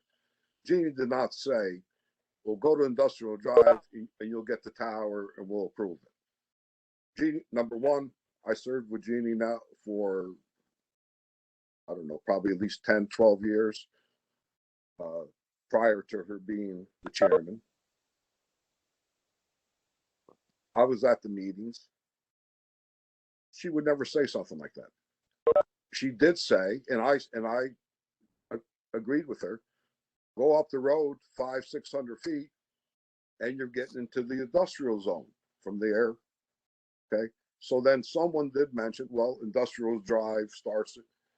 So if that's what the takeaway was, yeah, I'll raise my hand and say, yeah, I was part of that also.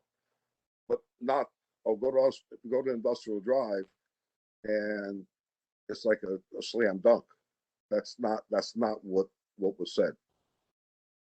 I mean, I wouldn't say that. I know Jeannie wouldn't say that. And Kelly or Patty, I believe, was on the board at that time too. Right. What we did say, just so Mr. Berg is correct, we did say that you would not have a limitation on the height of the tower because Industrial Drive was approved for towers. Here he was worrying about 120 tower because they were in a residential zone.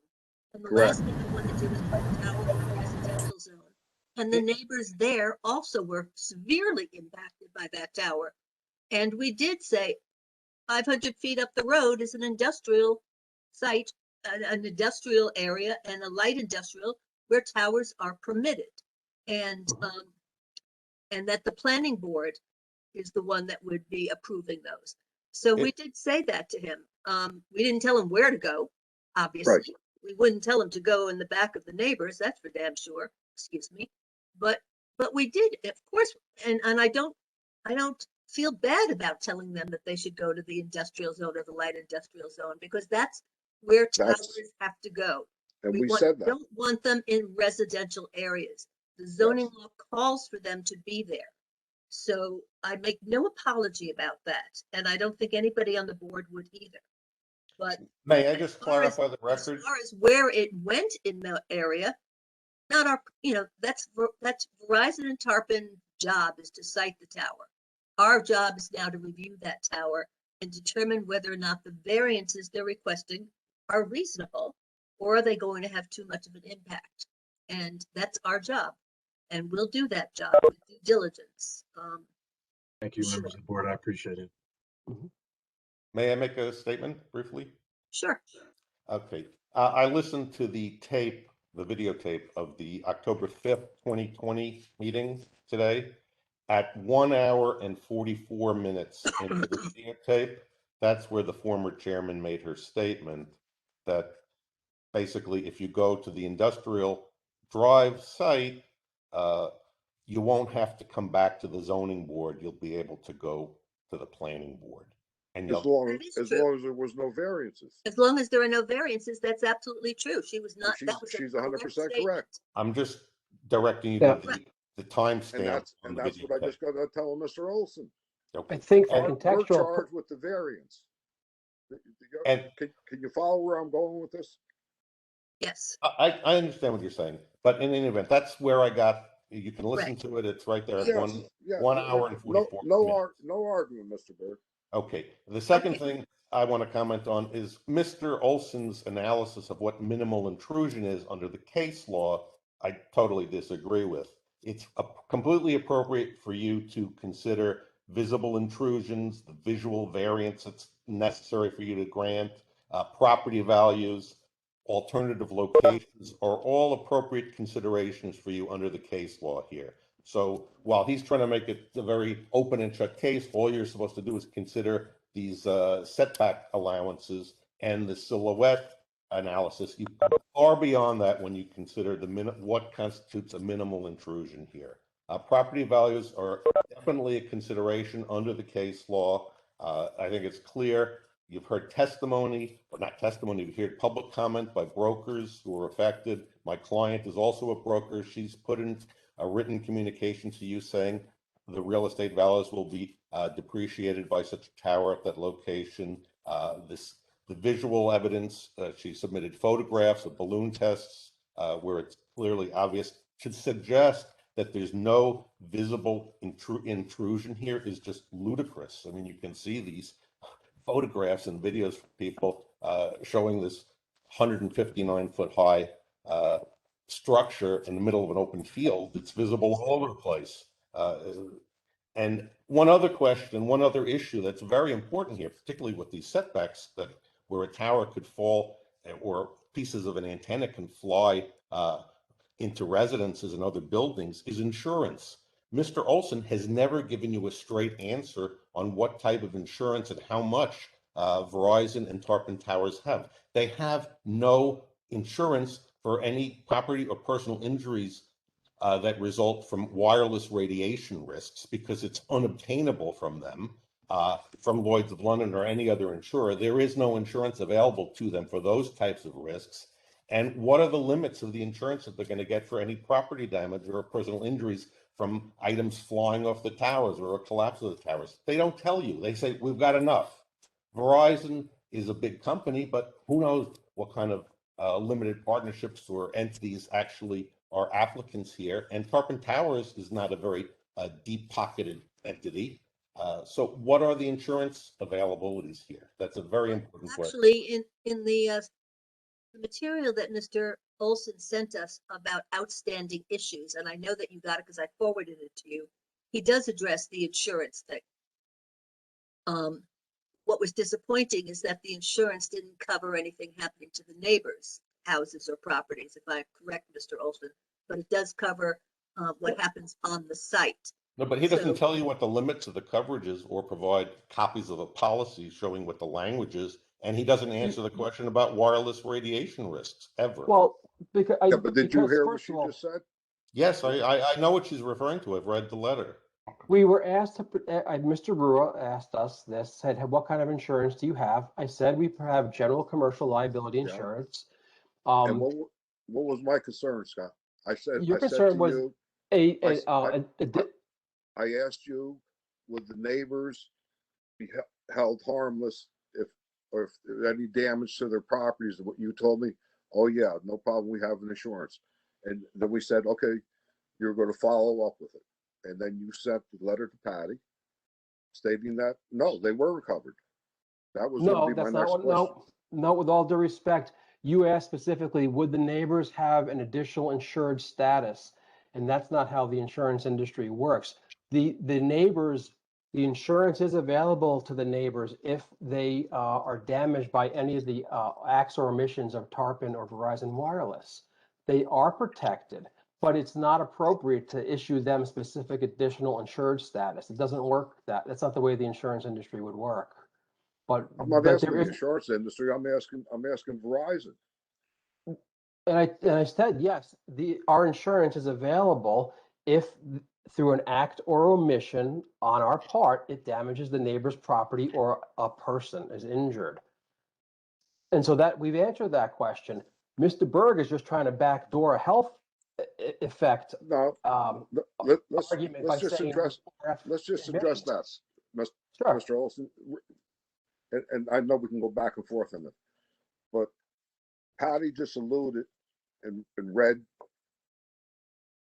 the your submission on the insurance. Patty, we just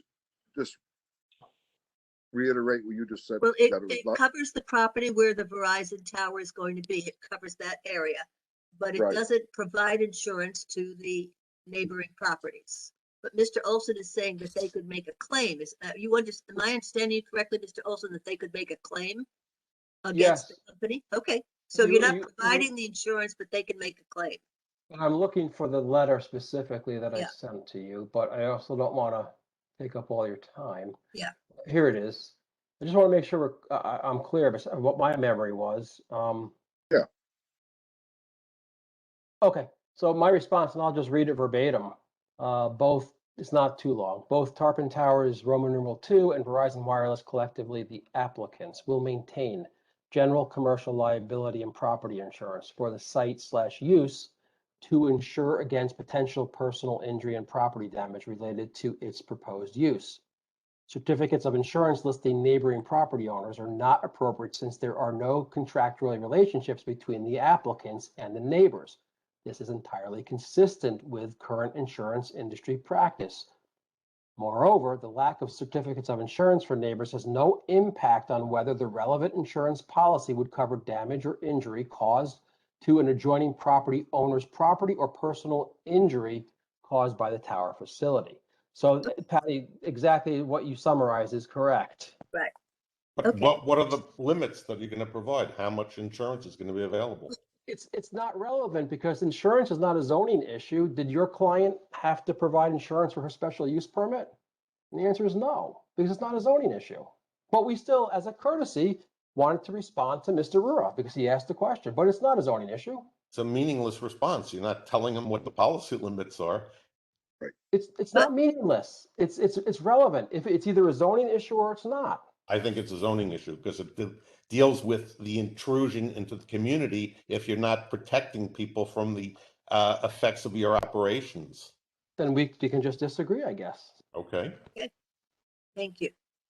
Is there anybody I else? ask- Joe, it's Joe. I have a question. Go ahead, Joe.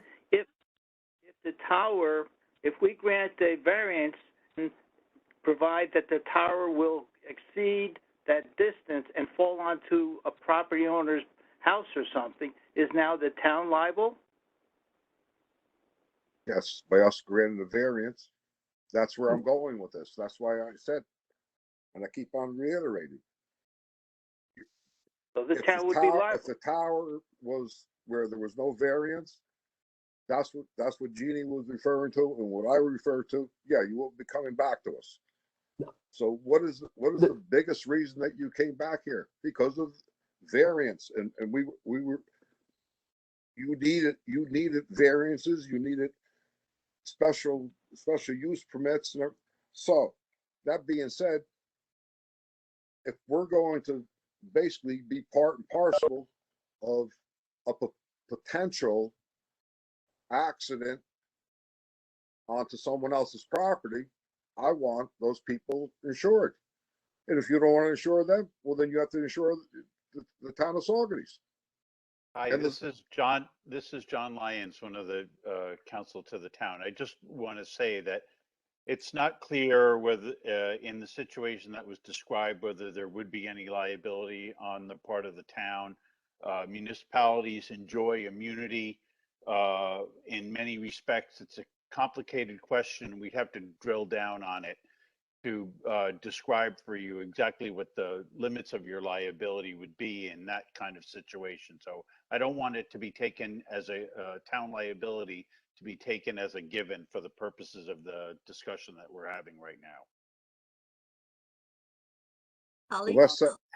I think that I can't remember if it was in an email or a letter, but I read somewhere, and this is for Mr. Olson, I read somewhere that Verizon would be willing, or Tarpon Towers would be willing to include a break point in the tower so that if it were to fall due to severe weather damage or malfunction, it would not actually, it would break and fall down as opposed to falling straight down and potentially hitting a neighbor's home or structure. Is that just an offer, or is that baked into your plan, or where does that stand? You're correct. That was in, I don't know if it's an email or a letter, but consider that part of the application. We're happy to do that. We've done it before. Is that me? The feedback? Maybe not. So no, we're absolutely happy to build the breakpoint in there. We've done it before. It's an engineered breakpoint, so that it helps if there were, and these things do not fall often at all. They're not a fire risk. But if there was some severe weather, yes, we would absolutely guarantee to build a breakpoint into that tower structure. And are you going to guarantee that it'll work and not kill anyone? And are you going to guarantee that in a tornado, pieces of the antenna won't fly into people's built houses and crush them? No more than I'll guarantee that a house roof is not going to fly during a tornado into our tower and damage it. Right, It's It's not 159 feet tall, Mr. Olson. No, but these are designed pursuant to very strict standards. These things don't fall down generally. Well, I provided examples where they did. Yep, but you didn't explain the reason for the fall. I'm aware of some towers that have fallen when you have some faulty parts or something like that, but that doesn't happen on a regular basis, is what I'm trying to say. Ice storms, earthquakes, we don't have to worry about earthquakes. We don't have earthquakes. But we have tornadoes and ice storms, that's for sure. Tornadoes quite infrequently, but okay. Again, tornadoes can take a roof off of a house. Somebody was telling me who was asking? Who was asking me to speak? Is it John Kilby? John Andy Kilby Levin. has a hand up. John Kilby has his hand up. He's muted. Okay, John hasn't been heard yet from, and he is the neighboring property on Industrial Road. So John, please speak.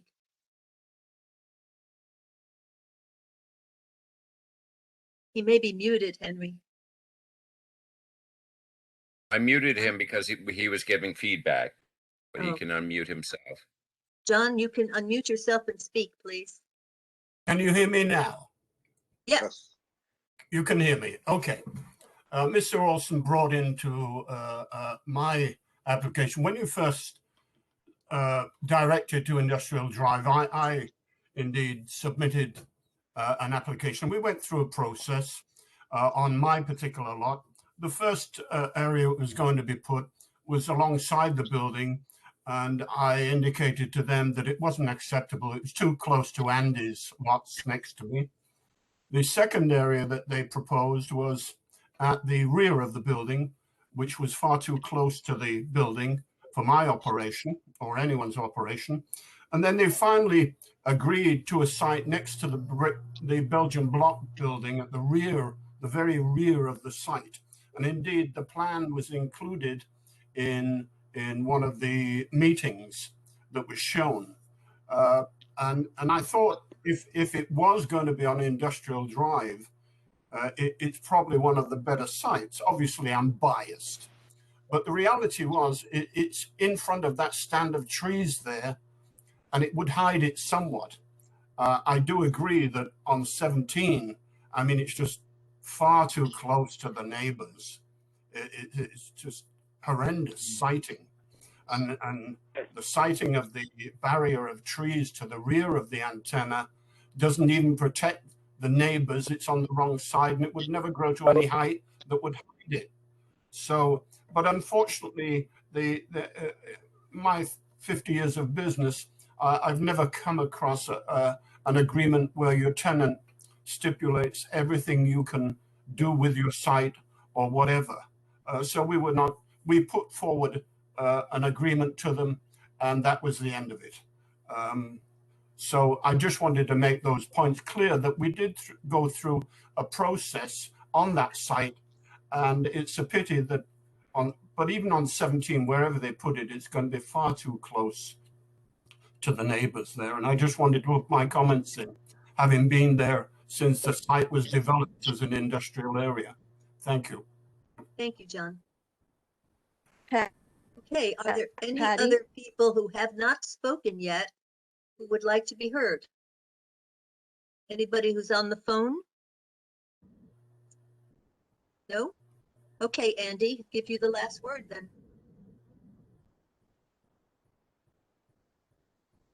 Andy, can you hear me? And I want to address one issue.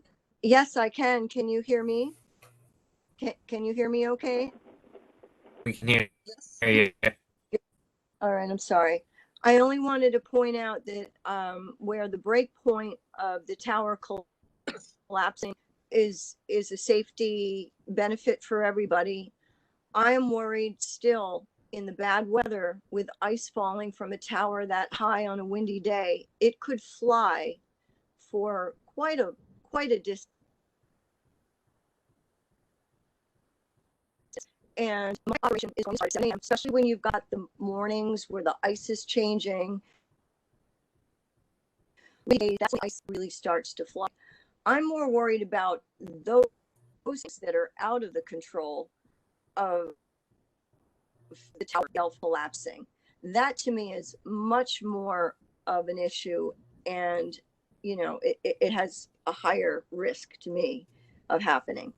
Not just for my patrons, but for the people who live there, for the people who are walking up and down that street all year long, who work at Markertech. I think if they knew about this, I'm sure they would have some voice. I pointed that out when Hal was bringing up the break point, and that was really just it. I just wanted to further make sure that And you saw we had discussed that issue, picture of Andy, with we had discussed that issue with Verizon a long time ago when we were doing the firehouse application, because there the neighbors were even closer, and we discussed in detail, and Scott will remember, the issues pertaining to that. So yes, Mine's it's pedestrian. it's a concern that the zoning board has discussed before and will be talking about, obviously. Thank you, Patty. Is there anybody else?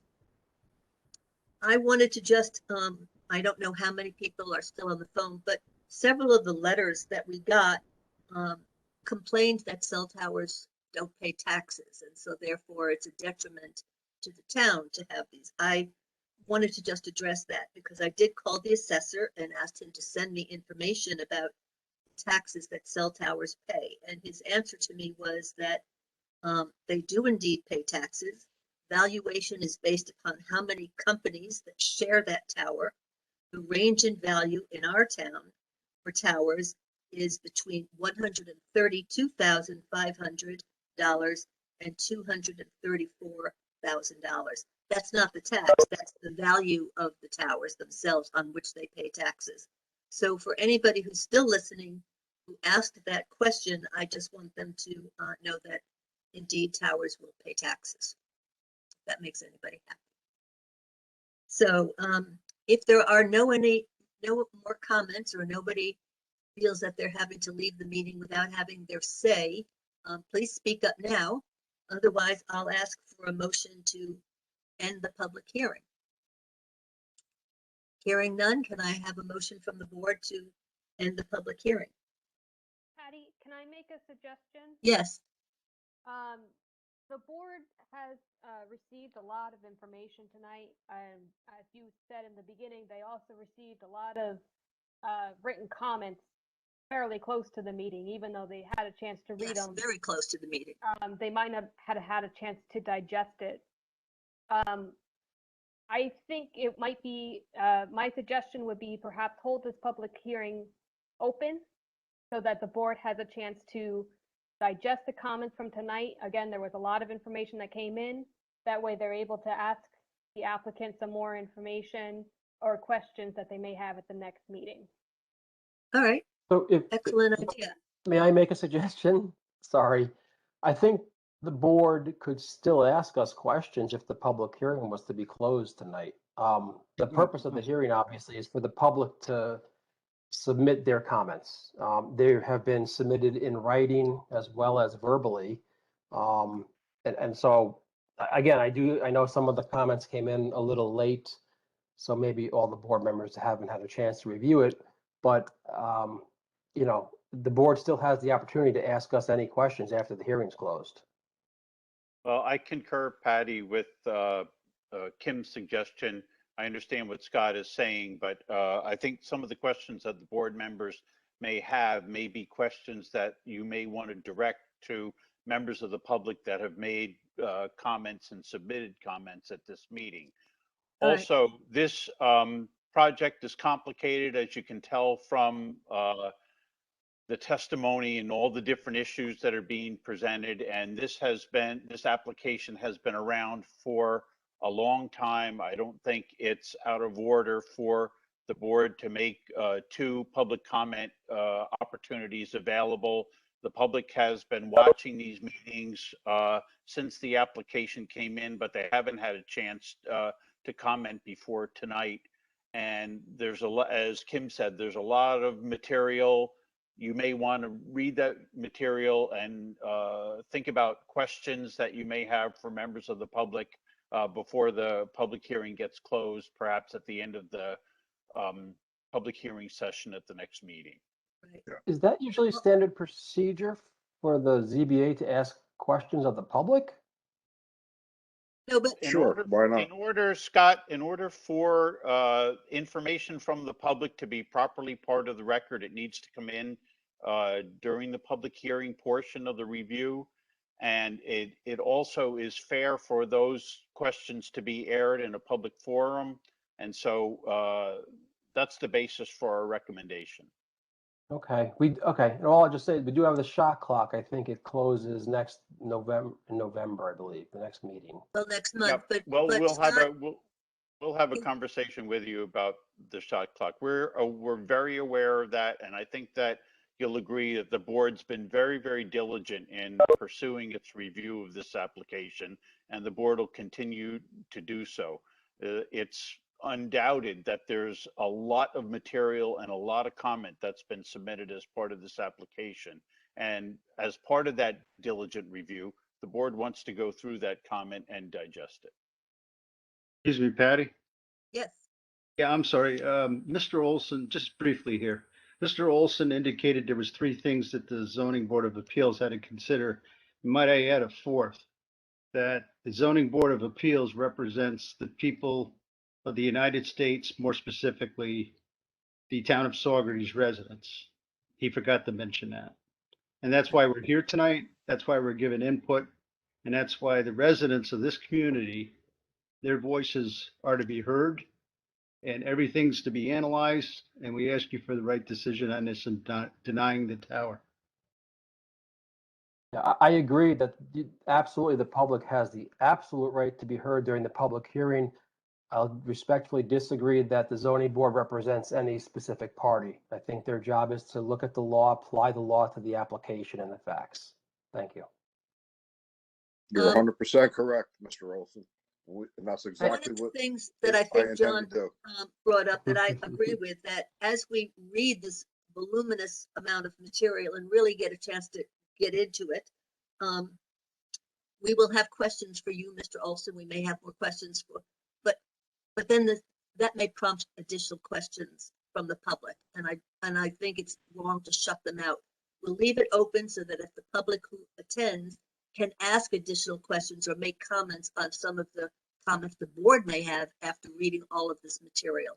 And it is voluminous, especially the stuff that came in most recently. Everybody has been sent the copies of what the public has said. And if you haven't gotten it, please let us know. But Kevin's been very diligent about making sure that that everybody's getting these comments. So what we will do is we will, if it's the will of the board, we will have a motion to keep the public meeting, the public hearing open for the November meeting, at which point we will then continue to ask questions that we might have after reading this material. May I have a motion to that effect from the board, from anybody on the board? Keep the public hearing open until next month? Yes, I'll make a motion that we keep the public hearing open until next month, Patty. Is there a second? Second, it, I'll Patty, second. Joe. Okay, Joe seconds it. Let's do a roll call vote. Henry, Yes. Tim, Yes. Joe, Yes. Holly, Yes. Holly? Yes. Yes. And I vote yes. All righty. And then Mr. Olson, we will have a discussion about the shot clock, which indeed runs out next month, but so we'll talk about that. And as Okay. and on behalf of the board, I do want to reiterate what John just said, John Lyons just said, is that there have been delays in this application, but they are not delays that the zoning board is responsible for. We waited several months for you as we were getting the revised application, and we are doing due diligence to the best of our ability. And I think the public did so again tonight and made their comments to the point. And hopefully we'll be able to get a few more of them in next month. So I thank you all, and I have a motion to close this. Well, no, we're not. We're keeping the public hearing open, so that's that. So the only other business the zoning board has